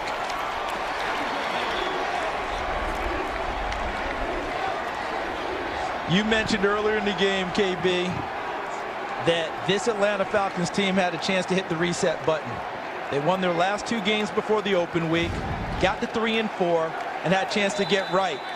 Dan Quinn gave out T-shirts, and look at how open this is. Good protection, and what a beautiful ball. Hits him in stride. Dan Quinn gave out T-shirts that said, "Own now," to his team, so they know where they're headed. Own now, and Atlanta's taking it to heart. Consider this. 4 touchdowns for the Falcons, Charles. Every single drive has been 75 yards or more. They haven't had any short fields. In sync is only the way to describe it. They are rolling. Jay Gruden not thrilled. Falcons dominating here in D.C. I mean, this is incredible. There's been no turnover. There's been no short field. Look at all their possessions. And Atlanta was going in on their second possession. Ryan threw an interception. Ridley looked like miscommunication. They were inside the 20 on that drive, too. Every touchdown drive, 75 yards plus. Jay Gruden is astonished because his team is getting flattened here today, and he's trying to figure out what to do next. Here's Strowman. Nice kick return would help. And he's cut out shy of the 25-yard line. The ball comes out, but the whistle blew. I think this play is down, despite the fact that Eric Saulberg is in the end zone. All right, let's go down the sidelines again with Pam Oliver. Well, Kevin, looking to crawl out of their hole, head coach Dan Quinn, you're trying something different this week. Instead of a typical Saturday arrival for an East Coast road game, Quinn had the team fly out early, getting into the D.C. area on Friday. He told us the reason for the schedule change, he wanted the Falcons to have more time together to bond, build on their chemistry. Quinn said the Falcons have just been on the wrong side of things for some time. He thought that this would be one of those small moments type of thing, but they're having some big moments out there today. Man, that's interesting. And you're talking about getting out of their hole. They were 1-4, right? And they won the last 2 games and then a bye. And now they tried something a little different. Built team bonding, come an extra day, spend time together on the road. They talk about the brotherhood, and that's a big part of building it. That's a great report from Pam, telling us how a team does something just a little bit different as they try and shake things up and get back to their winning ways. Now, how do the Redskins respond? There's a ton of time left in this game. Davis nearly intercepted by Desmond Trufant as he almost ran the route there. He's had his hands on a couple of them. Yeah, second one. I was about to say, you and I are on the same wavelength. Watch 21, bottom of your screen in white. He picks up on the route. There could have been a little bit early on the bump on the backside with Vernon Davis, but the officials kept the flag in the pocket, and I think the bump threw Trufant off, unable to come down with a football that he had a chance to catch. So a second down and 10 for the Redskins. 4-man rush. Smith has time, goes far side. It's Harris who's got a completion. It'll bring up a third down. You know, Pam was talking about Dan Quinn, right? And what he does in the bye week, he reassesses the whole thing. And Charles, one thing he told us, he said, we have been fighting. We had to get our communication right. Yeah, it actually put a microphone on DeMonte Casey, their free safety, and said, okay, let's hear how you communicate during practice. And brought him in and matched it up to the tape. And he was like, 1, is that how I sound? And 2, oh, I need to do this more, do that more, and made sure that communication was a huge emphasis, trying to get better, especially on the back end of their coverage. Third down here. Smith, far side of the field, and jumping grab by Dotson. Is he inbounds? Yes, he is. Josh Jackson's made a couple of terrific catches today. Of course, he's got the touchdown, and that one is good for 14. There's a penalty flag down 2 at the end of this play. Really nice concentration by Dotson, because Oliver saw it at the end and tried to make a play on the football. The ruling on the field is a catch for a first down. After the play, unsportsmanlike conduct, taunting, number 18, offense. That'll be a 15-yard penalty.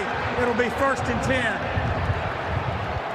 I know you end up in a lot of byplay between DBs and wide receivers, but at 28-7 down and you pick up a first down, you don't want to do anything to blunt the momentum your team is trying to gather. And that's a play there that gives you nothing. Okay, you made the catch, and now you're gonna that's not a play that you need there, Josh Dotson. Not a play that's going to help your ball club. The taunt is he spun the ball, you know, and look what I did. It's an automatic penalty when you do it. Can't do it. They did pick up the first down, though. Let's go. Watch out! From the 38, they'll get it to Adrian Peterson, who has really had nowhere to go today for Peterson. His 7th carry, only 15 yards total. And I really think, yeah, let's take a look at the penalty. So watch the catch at the end, which is a terrific catch by Josh Dotson. So he got it. Now that's the tough part, is that we've gotten used to that over the years. Right. But guess what? As you mentioned, automatic. It is. Flag has to come out. It's not a big deal, but it's a rule. And he really didn't even direct it to Isaiah Oliver. Hey, 5-0. Falcons showing blitz. Here they come. Poole from the corner. They try and set up a screen to Peterson to beat it. Peterson breaks a tackle. Adrian Peterson breaks another.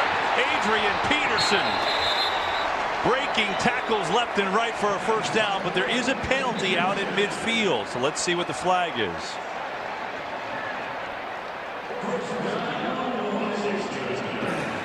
Holding, number 75, offense. 10-yard penalty from the spot of the foul. Still first down. Brandon Sheriff, their Pro Bowl guard, who did such a great job leading Adrian Peterson on a 64-yard touchdown run. And you see the hand right there on the shoulder pads of Devondre Campbell, number 59. Remember last week in the open field when he pulled on that play for Adrian Peterson and obliterated Janoris Jenkins out in the open field, trying to help on that one, and got his hands a bit too involved. And that was a really nice play, too. Adrian Peterson, as you described, breaking through at least 3 tackles to get the ball upfield for Washington. And that's the issue with the Redskins today. Outside of the 1 touchdown drive where they mixed and matched, Smith had the big run, penalties, mistakes, and they just have been unable to get going. More penalty yards than rushing yards, which has been their bread and butter this year.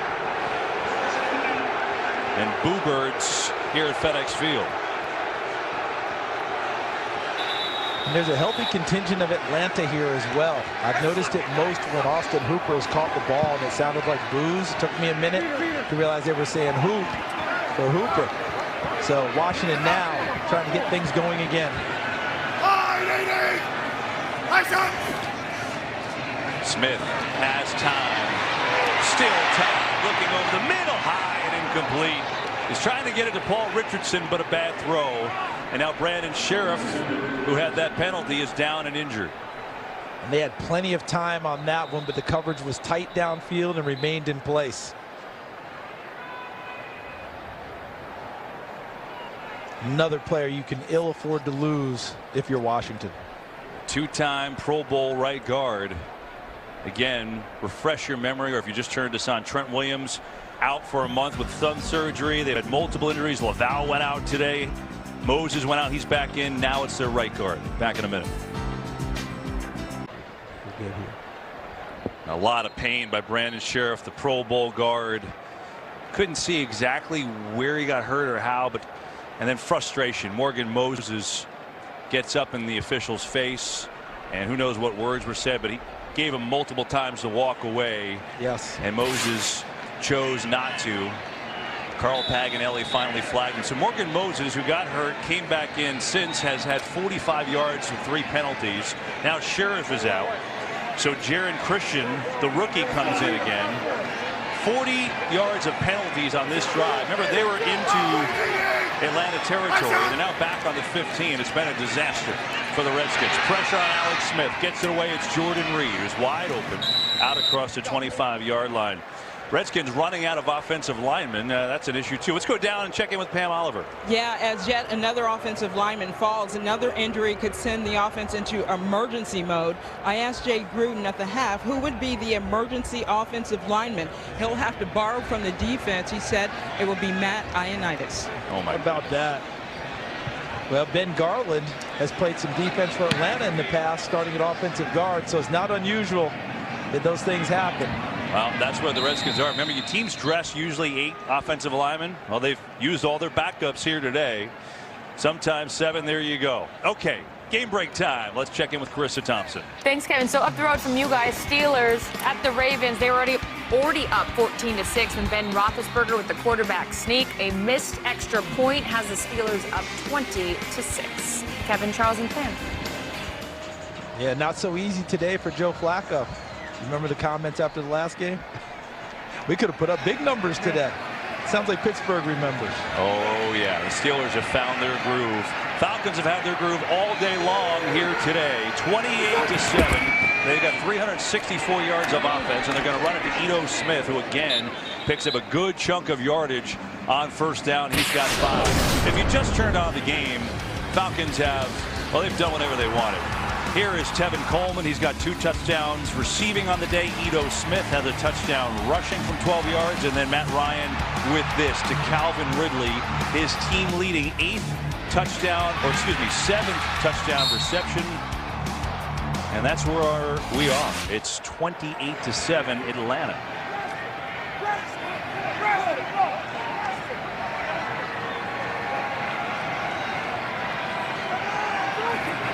Second down.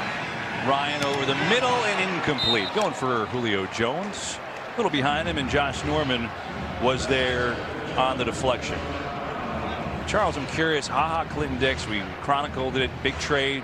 He's played almost the entire game today.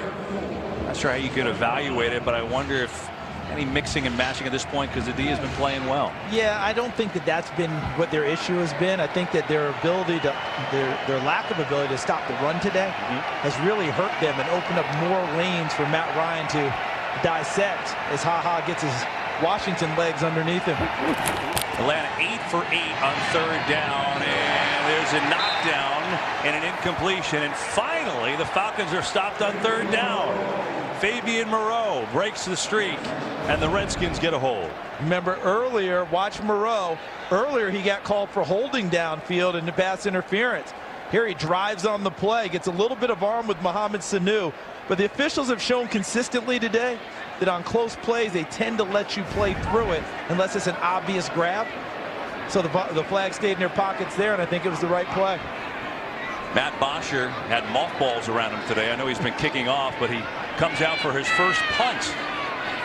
He has had 2 blocked on the year. Keep that in mind, but that one gets off stress-free.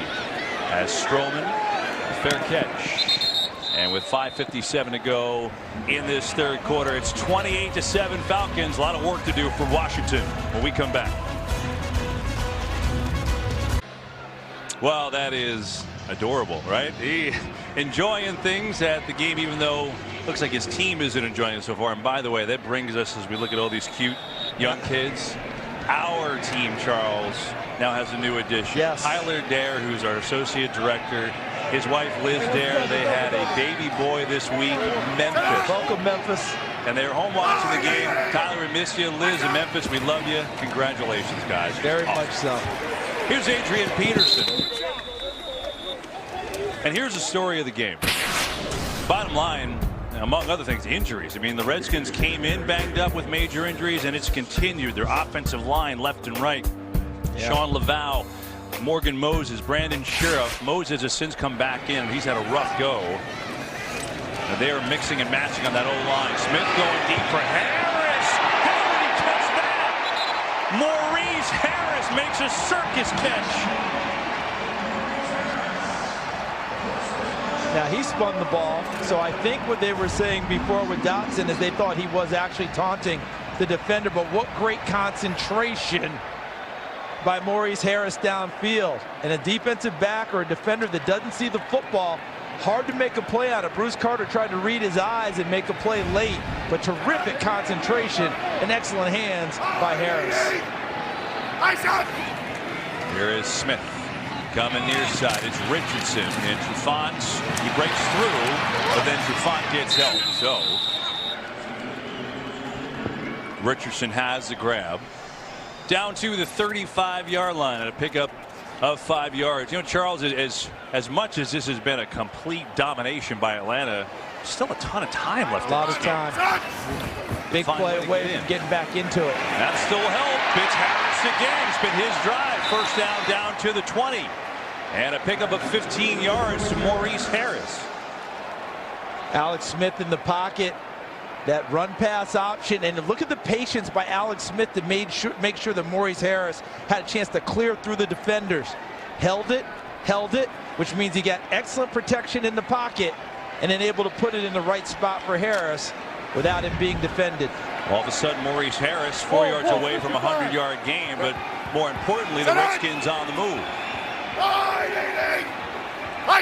From the 20, Smith looking far side, not there, comes back for Peterson and hit him in the backside. I think Peterson wasn't even turned around, and it's incomplete, and we get a late penalty flag back by the quarterback. Holding number 74, offense, 10-yard penalty, still first down.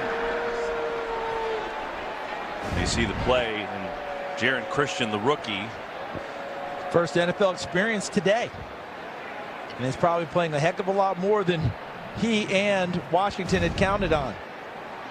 So this would be Christian right here, working with Takk McKinley, the second-year pass rusher out of UCLA. See it with the right hand, just grabs the jersey and controls him that way. Not only his debut, but he started on the right side for Moses, and now he's on the left side. Not easy. That's what you have to be when you're a rookie. Jack of all trades. Here is Smith, pressure coming. He's in trouble, backpedals, throws, and that one is incomplete. Really nowhere to go as pressure from all angles, and Richardson could not make the catch. And the penalties now 9 for 100 yards for the Redskins. So check out the rush by McKinley, 98. Just a straight bull rush. And you remember earlier in the game, Grady Jarrett, number 97, bull rush Sean Laval, and Laval got hurt on that play. That was another one there from Takk McKinley. was only listed at 230 pounds. But he came at him like he was a 300-pounder. Had the right leverage and drove him back towards the quarterback. Second down. Smith, far side of the field, incomplete. Trying to get it over there to Jordan Reed. It was Sherrod Niesman with good coverage. Reed has been ultra quiet today, only 3 catches for 30 yards. How about the determination at the end of the play? Look at Niesman, 41, drive on the football.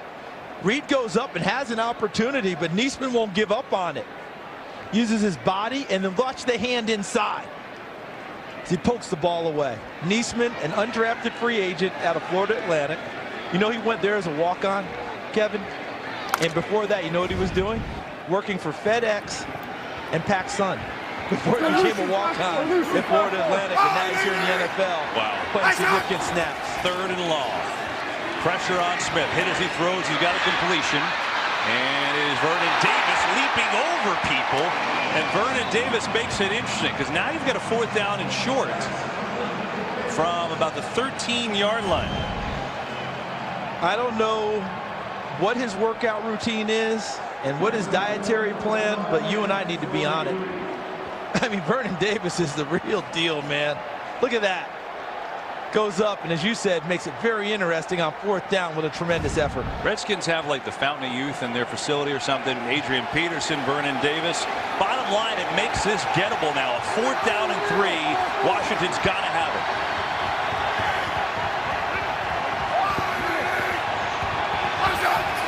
Here is Smith looking at Davis. Going to Davis. Makes the catch inside the 5.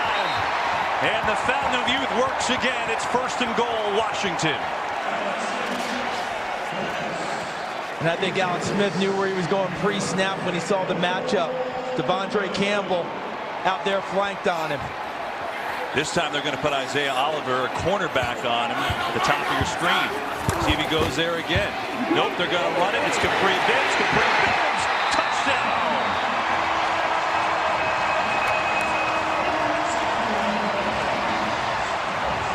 And the Redskins aren't done yet.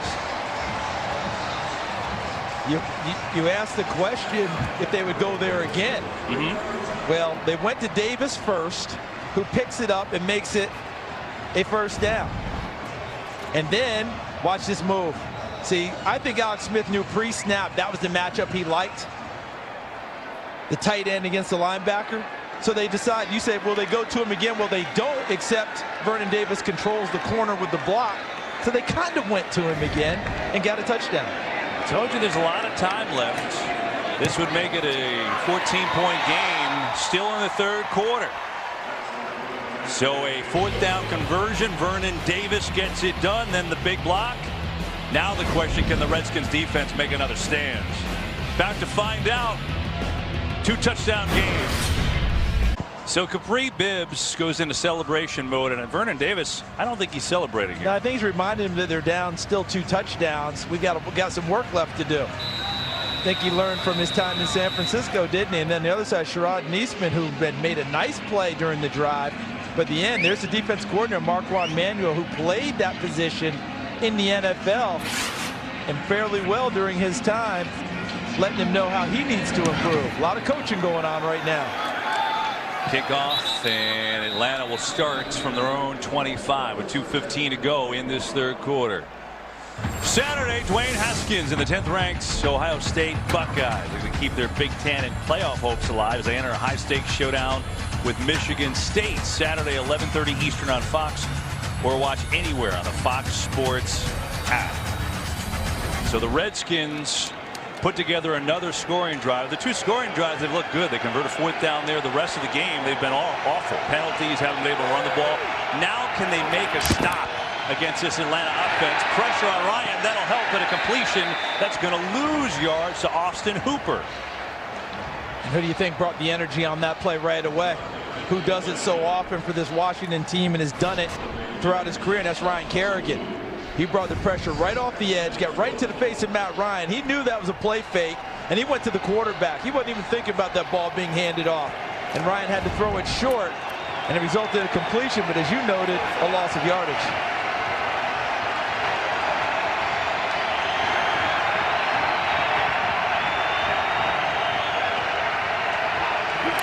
second down. Four-man wrestling. Try it quickly. That might be a behind the line of scrimmage pass, and they say no. It's just incomplete to Tevin Coleman. But what it is a 3rd and long. And last drive, Atlanta failed for the first time all game on 3rd. This is a 3rd down again. Let's take a look. You noted there, was it a lateral? And that ball is thrown, and it looks behind, but it's approaching last year. But watch the official here at the top. See that arm out towards the other end? That tells you immediately, and the ball's deflected by Kerrigan. But a good piece of officiating, noting it was a forward pass.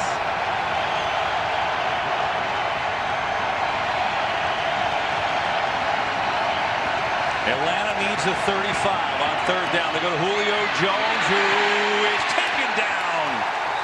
Josh Norman was matched up, and he made the tackle, and a 3-and-out, and this Washington defense does the job.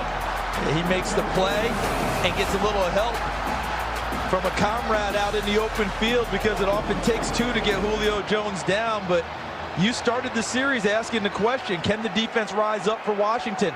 And they did exactly that. 2 straight stops for them after they had been getting shredded all game long, and now Bosher will punt it away for the 2nd time. Greg Stroman, 4 punt return touchdowns in college. He's a rookie from Virginia Tech. See if he has a chance to return this one. He'll try it. And nowhere to go. Good special teams by the Falcons. And Justin Bethel is a 3-time Pro Bowler at special teams. He just showed you why. Look, here's for the Redskins, right? We know what they are. They're not a passing team, but they have hope, because this Falcons defense has had trouble all year long. Major injuries, their best players are out. Last year, they were very good defense. This year, you see their ranks. And again, take into account all the injuries they've sustained. But that's the problem. When you're missing Keanu O'Neal and Ricardo Allen, your 2 safeties, Deion Jones, who's a heck of a middle linebacker, it's hard to replace. Not only are you missing excellent players, but football similar to baseball, which you just came back from. You got to be strong down the middle. You talk about missing your middle linebacker and your 2 safeties down the middle. And for a while, they missed their defensive tackle, Grady Jarrett. So that really hampers what you do on defense. But Washington still down 14. Last 37 seconds of the 3rd. Here is Smith with some time. Vernon Davis breaking away out to the 35. It's the Vernon Davis show.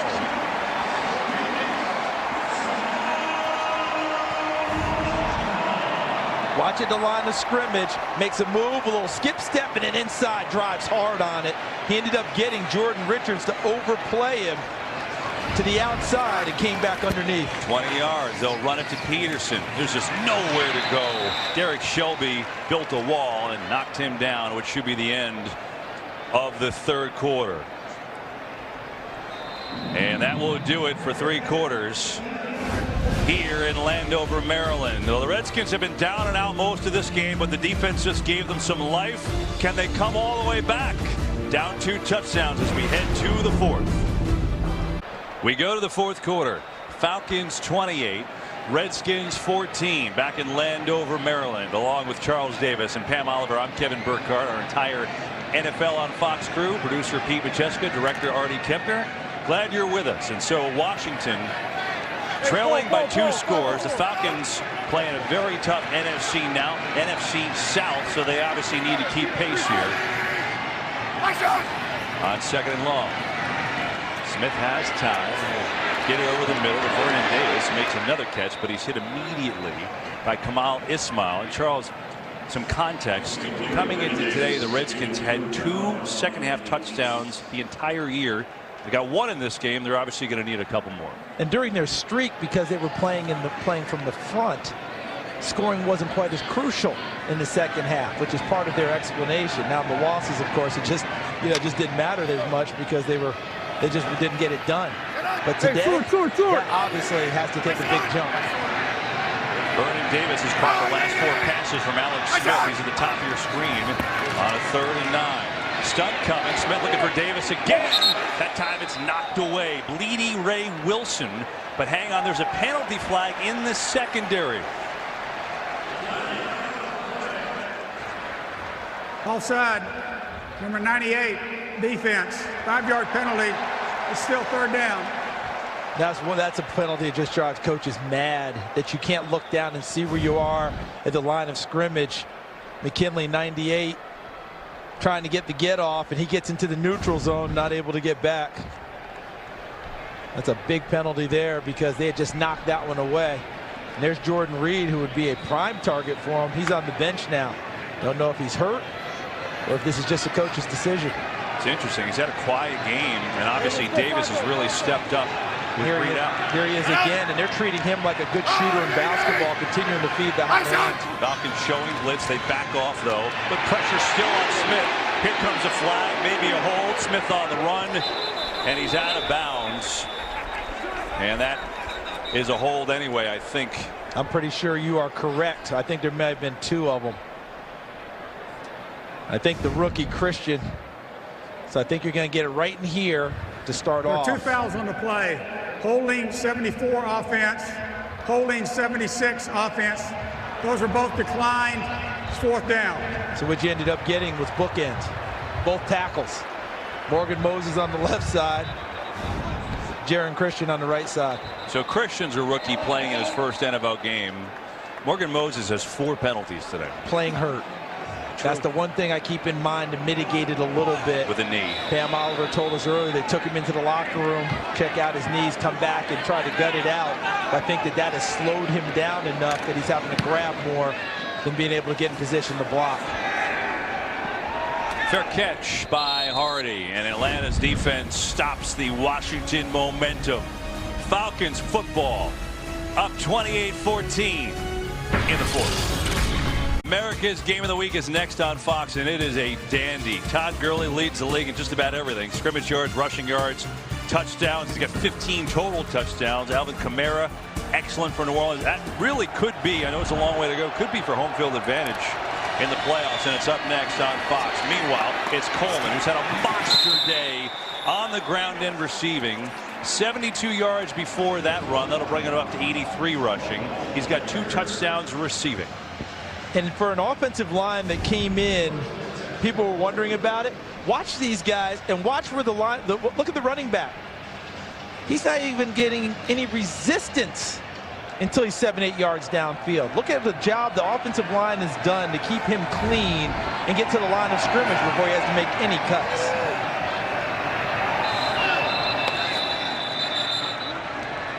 And we get a penalty, and this one on Atlanta.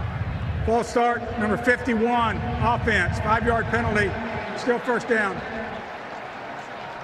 Julio Jones just continues to go out and do his thing. 6 catches, 86 yards. Charles, it's hard to believe, though, week 9, he does not have a single touchdown. He's arguably the best receiver in the game. He's also maybe the most humble receiver in the game. Most humble superstar. Yeah. Ask Matt Ryan about it. Hey, you know, we know Julio never gripes, but do you care? He's like, oh, I care. I'd like to get him a bunch of scores. But Ridley, who's got 7 of them, makes the catch. But it says a lot in, you know, today when you see a lot of the me stuff about a superstar like that who doesn't gripe at all the fact that he's got no touchdowns. There's no doubt about it, and his ability to do that and transmit that to the team takes a lot of pressure off of a quarterback like Matt Ryan. It takes pressure off of a play caller like Steve Sarkisian. When you have superstar receivers who are super demanding and upset every time they don't get the ball, it puts a lot of pressure on everyone else. Sarkisian told us Jones sits in the first row of meetings, takes notes, talks to other receivers about their routes, like this route by Ridley, who gets hit pretty hard at the end of that one, but that's good for 15 yards. Or out to, we'll put it at the 44-yard line. Here's Ridley. Here's the tackle by Nicholson at the end. Mason Foster coming in, wasn't trying to be malicious. The body position after the tackle initially by Nicholson put Ridley into the crosshair, so to speak. But how about the bounce back by Ridley? After some key mistakes early in this game, he has bounced back in a huge way to help his team.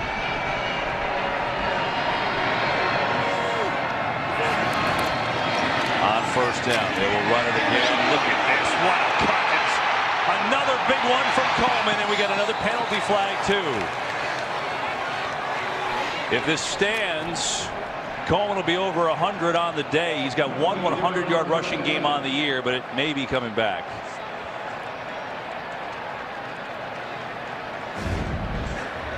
holding number 63 offense. 10-yard penalty from the spot of the foul. Still first down. Look at Coleman cutting back and right in here. That's where the penalty call is on Ben Garland on the cutback by Tevin Coleman. And there you see it right there. Right in front of you, number 63 in white. So first hold of the day on Atlanta. Washington has 8 holds. They haven't all been accepted, but 8 holds today. Exceptionally high number, so they'll spot this off. So Coleman remains 11 carries, 83 yards rushing. Again, his best game against Carolina this year. He had 107 yards on 16 carries.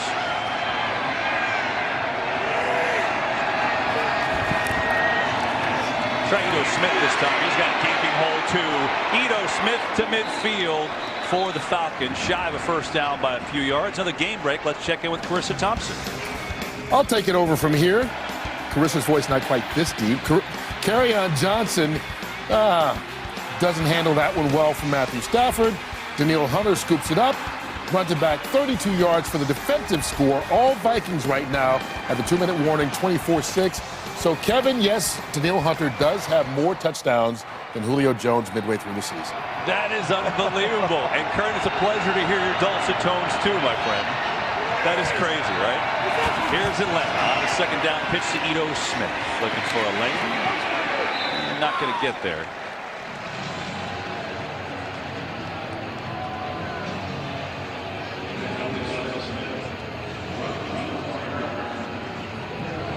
You know, Kevin, watching this game unfold, if you had told me prior to the game that Atlanta would have this much success, even coming off of an open week where they put a great emphasis on getting better in the run game, against this defensive front, I would have told you were nuts. They have 141 yards rushing against a defensive front that's given up 80 yards per game all season long. Give credit to that Falcons offensive line. Remember, they're missing their 2 starting guards. They've done a whale of a job. 3rd and 3. Ryan senses pressure. Now he's got wide open. It's Ito Smith and another penalty flag. Now let's wait and see on this one. Walt Anderson might have rotator surgery after this. All the flags he's thrown. My goodness. We often fly out with officials on our flights. They'll have ice bags attached to their shoulders, won't they? There's Walt. It's a Super Bowl referee right there. They've done a good job today. Pass interference, number 81, offense. 10-yard penalty, still 3rd down. That's on Austin Hooper. So here's Hooper right there. And as he cuts across the field, he gets up getting enveloped by Mason Foster and then dropping a shoulder into him and driving him away. And that's what they call the interference. You're trying to run that route through a guy to make it look like you're running the route while taking him out. Austin Hooper did a little more taking out than running the route. And so it's a 3rd and 13.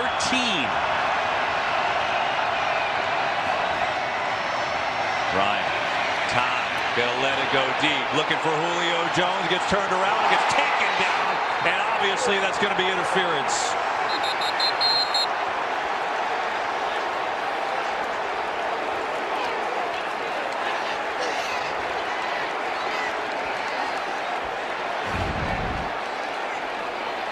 You know, Josh Norman does not panic often in coverage. Number 24, defense, first down.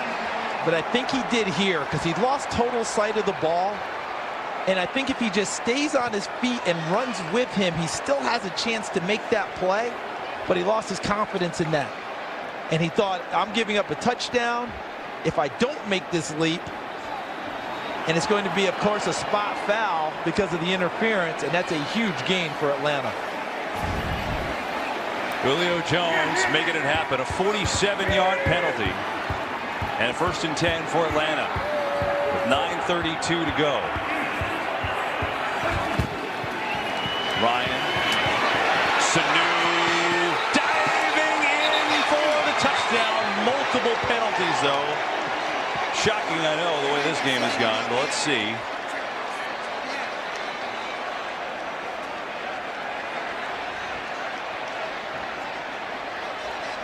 Will be Matt Ryan's 4th touchdown of the game if it counts.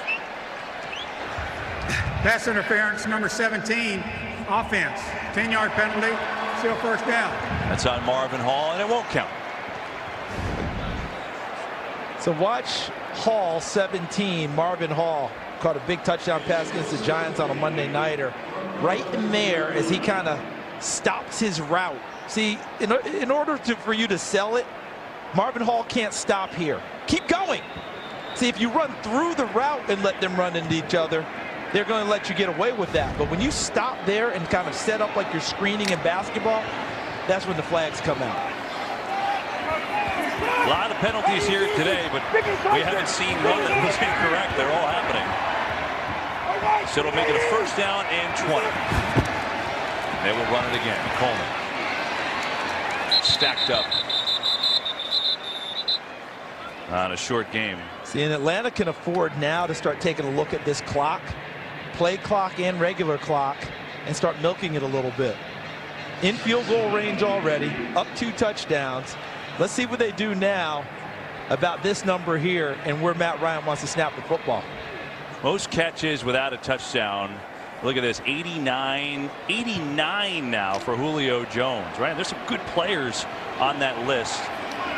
Now, this is regular season. We should point out he did have a touchdown catch in the wild card game last year, but still, it's a long time for one of the superstar players in the league not to have a score. Ryan is going to toss it complete. Big game for Tevin Coleman, who makes another catch. It's his 4th of the day. Well, we just did, as you mentioned, the graphic was up about it, right? Do you ever think sometimes that's a precursor? You go to he hasn't gone. Oh, there. Yeah.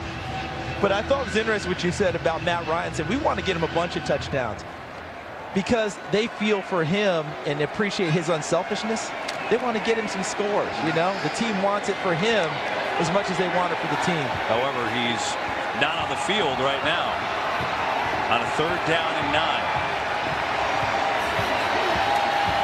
Ryan near side is Coleman again, and he's going to be shy of a first down. And we'll get a look at Giorgio Tavecchio, his first field goal try of the day.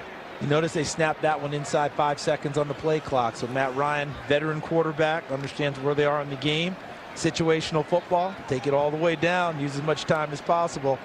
Here comes Tavecchio, who, what a debut on a Monday night against the Giants. Each field goal got longer. And there's Matt Bryant, who hurt himself on a 57-yard field goal against Tampa Bay to help them beat them. Tavecchio trying to add to Atlanta's lead. He's got it, 27 yards out. 17 points. The Falcons in front, 7:09 to play. Falcons add to their lead. Giorgio Tavecchio. A nice little pickup. Matt Bryant got hurt. Charles Toji went 3 for 3 last week. First field goal tried today is good, and Matt Ryan's been fantastic today. Another long drive. And not only has Tavecchio been good at what he's doing, he's been so good he actually buys you time to really get Matt Bryant healthy. Because they love Matt Bryant's cool down the stretch for if they have a chance at the playoffs. But boy, this gives you an extra week or two to really make sure he's right the way Tavecchio's kicking it. Get that hamstring figured out. Thursday Night Football returns this week. Battle of NFL heavyweights. Cam Newton and the Panthers battling Big Ben and the Steelers. That's a heck of a game. Both teams are winning today. Panthers lead by 7 over the Bucks, and the Steelers lead by 10 over the Ravens. So that should be something on Thursday night on Fox. That should be a blast. But the Panthers, remember, were up at 28-7, I believe, at one point. It's 35-28. So they've got some work to do. I feel like that's Tampa's MO. It is. Tampa knows how to make a run at you. Pittsburgh up 10 at this moment. Tampa was 35-7. Tampa likes the late comebacks with Fitzpatrick, but they have fallen short. See if they can pull it off today. Redskins need a lot of help. They're down 17, 7:09 to play here at home. Here is Alex Smith.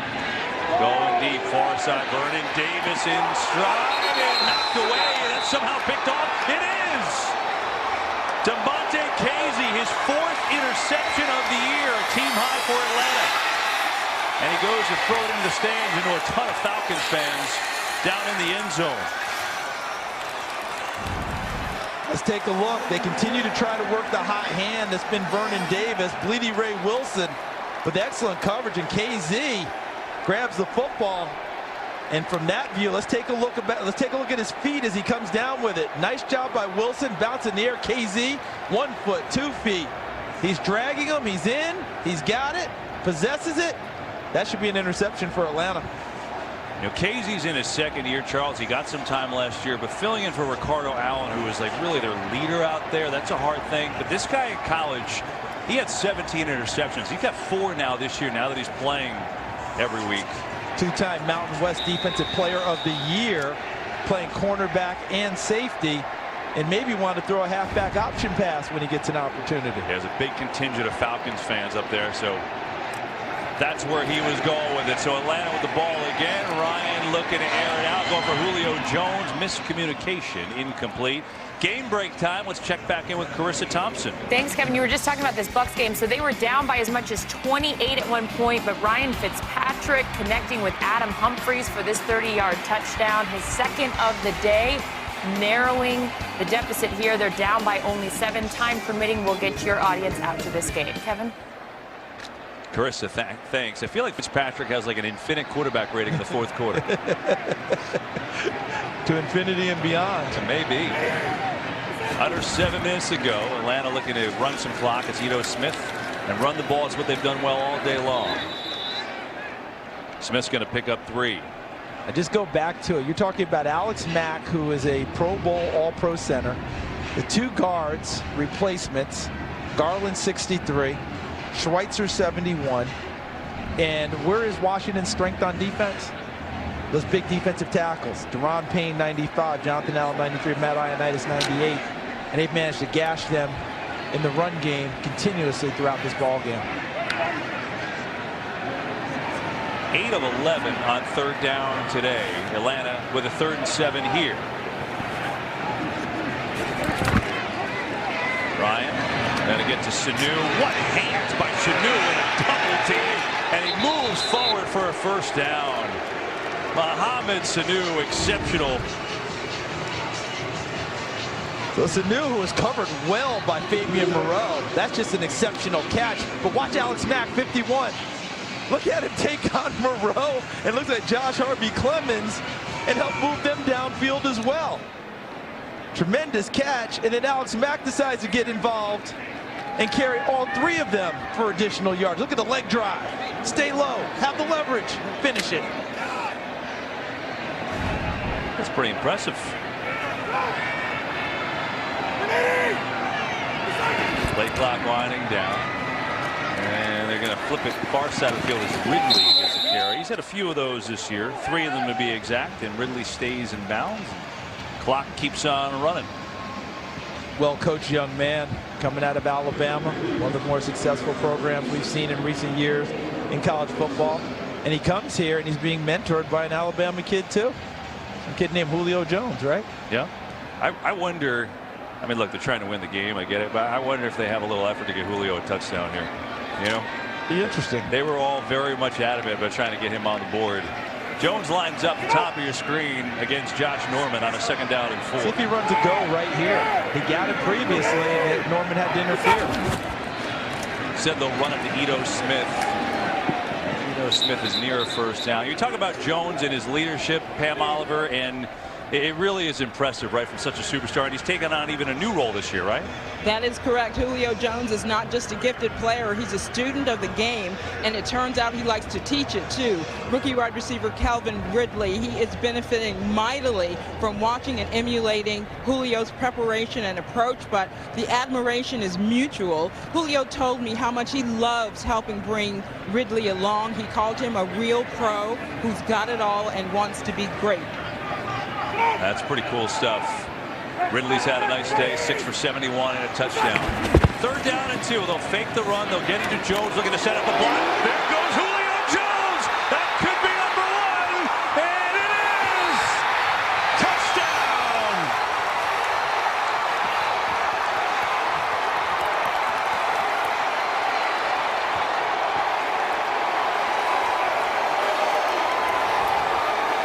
Look at the reaction of the teammates. That is outstanding. You think Julio Jones is loved on this team? You know what we just saw there? We saw a leader's unselfishness get rewarded, and his teammates letting him know how much they appreciate how he carries himself as a receiver who hadn't found the end zone until now. Whole team went down there. The whole team. That shows you something about leadership. Well, what Pam Oliver was talking about, when your entire team comes down, jump on Julio Jones, who is a tremendous player. Look at this. And this, you just don't see this. Everybody's coming in. Just awesome. Falcons big. Celebration time. It's been a long time for Julio Jones, who, as we know, is one of the great players in this league. Selfless, never complains. First touchdown in 90 catches. Week 12 last year of the regular season. And while we're talking about the effort to get him a touchdown, Pam's report on his leadership. And you saw the entire team go and celebrate like it was a game winner. It just goes to show you that was pretty cool. Just to see what he means to the team. And watch this, Matt Ryan and Steve Sarkisian, the offensive coordinator. Watch. That was all because they got Jones a touchdown. And Ryan told us, Charlie, say, hey, forget one, I want to get him a bunch of touchdowns. And that could be the start. And many people always talk about when you've had a drought, once you break through, they do start to come in bunches. So Julio Jones looking forward now to an opportunity. I believe they go to Cleveland next week. They do.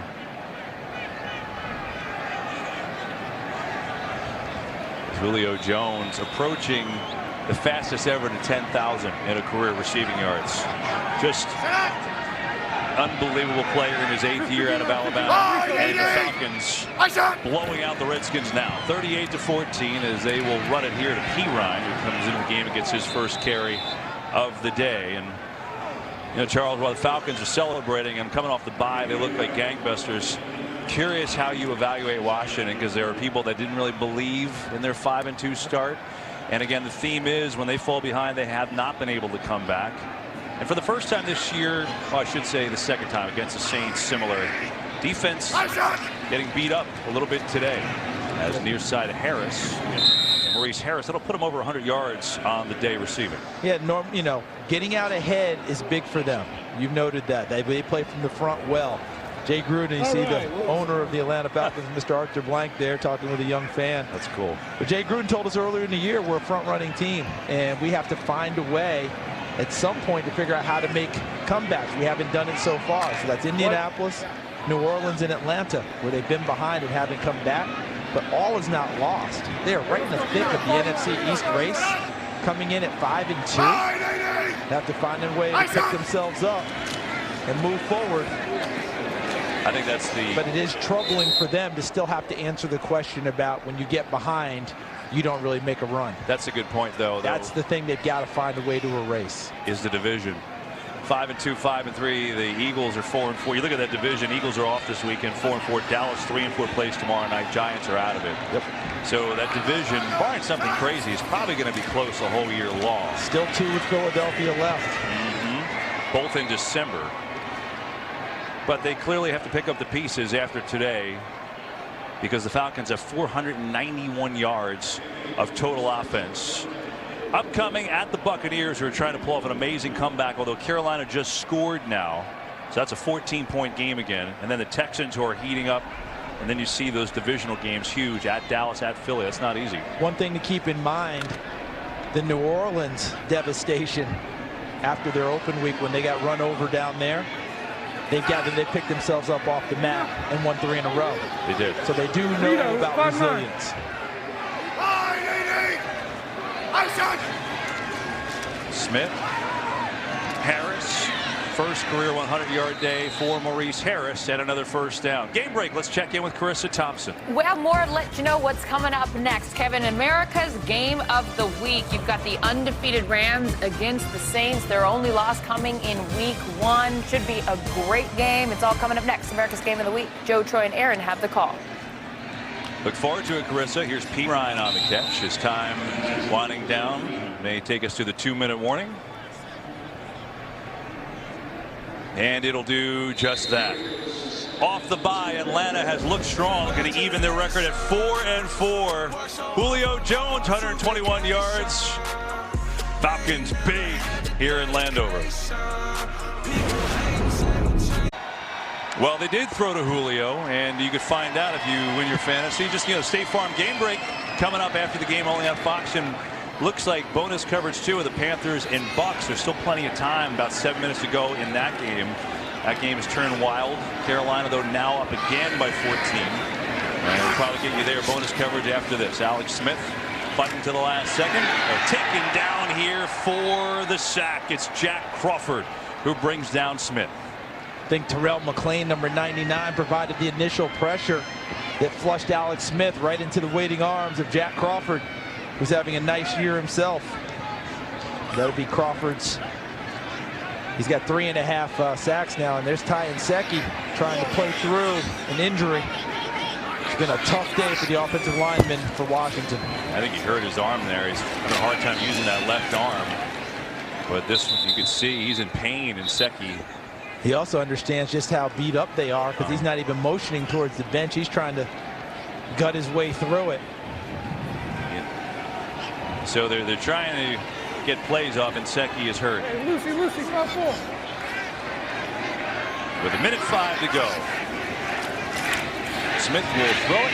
Jordan Reed back in the game. And Charles, speaking of guys playing hurt, we want to send a shout to our tech manager, Clyde Taylor, who is one of the greatest guys ever. Clyde is recovering from heart surgery, but we are told he's doing great. He's up and walking around. And Clyde, it wasn't the same coming to the trucks without you today. We can't wait for you to get back. We're all thinking about you. And you know something? In typical Clyde fashion, ahead of schedule on getting out of the hospital, starting his rehab and recuperation.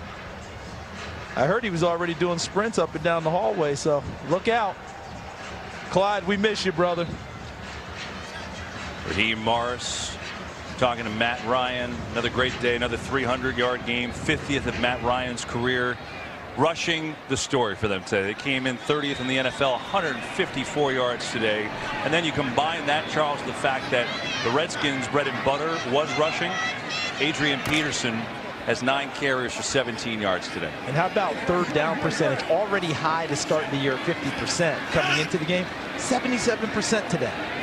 And a big part of that has been the rushing game that you talked about. Incomplete, looking for Jordan Reed with 53 seconds left. So the Falcons started this year 1-4. They call out all the way back. They'll now be at 4-4, Charles. Here's what they have next. Yeah, look at this schedule now. At Cleveland, Dallas, who has a chance to get to 4-4 tonight against Tennessee. Obviously, that Saints rivalry is huge. They lost, tomorrow night on Monday night. The Saints rivalry, we know how huge that is. They lost a tough one to the Saints earlier this year. But what a tough finish there with the Ravens at Green Bay late in the season, outdoors in Lambeau. Bottom line, they're back in the mix. And you're right, that's tough coming up. But 1-4 doesn't look so good. But now you're back in it. And you know, right now, as well as they're playing, they don't care. Right? Own Now was the T-shirt Dan Quinn gave his team in the open week, and they owned it today. Ineligible player number 73 downfield. That penalty is declined. It's 4th down. 48 seconds ago. They sure did. 491 yards of total offense. Tevin Coleman, 68 yards receiving, 2 touchdowns, 88 yards rushing, averaging just under 7 yards a carry. So the Falcons going to go to 4-4. They're at Cleveland. The Redskins 5-3, but still in good shape in this NFC East. With a game at Tampa Bay next weekend.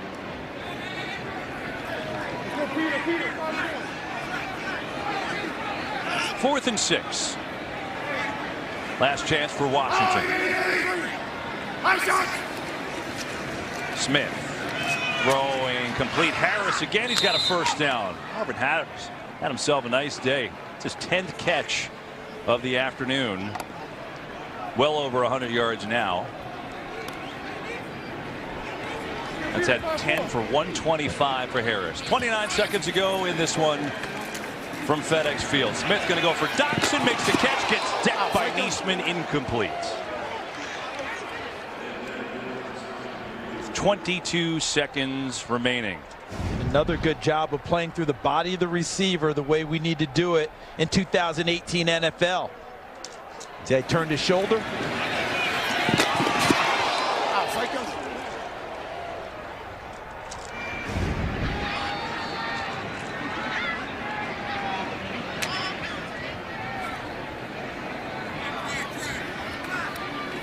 Like to thank our stat man up in the booth, Jeff Nelson, spotter Mitch Smith, Billy Harmon up here, director Artie Kepner, producer Pete Macheska, associate director Yvonne Wagner. Richardson is incomplete.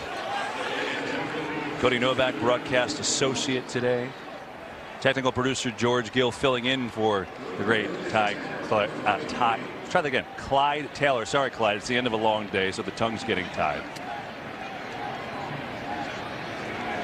Derek Joya Itno is our TD as always. Xavier Garcia, the man, helping us out with everything. Let's go, Lucy. Josh Weingrad actually showed up to work today. It's good to see him here. Yeah, Always good to have Josh back. We've got quite the crew. We've got a great crew. Perine makes the catch. 10 seconds left. I'm assuming that will do it. Looks like it will. These Atlanta Falcons are going to improve to 4-4 with a dominating performance here today. 38-14, the final score from Landover. Once again, for our entire NFL on Fox crew, Pam Aller for Charles Davis. I'm Kevin Burkhardt. We now send you to the State Farm Game Break Show. Kurt Menefee, take it away.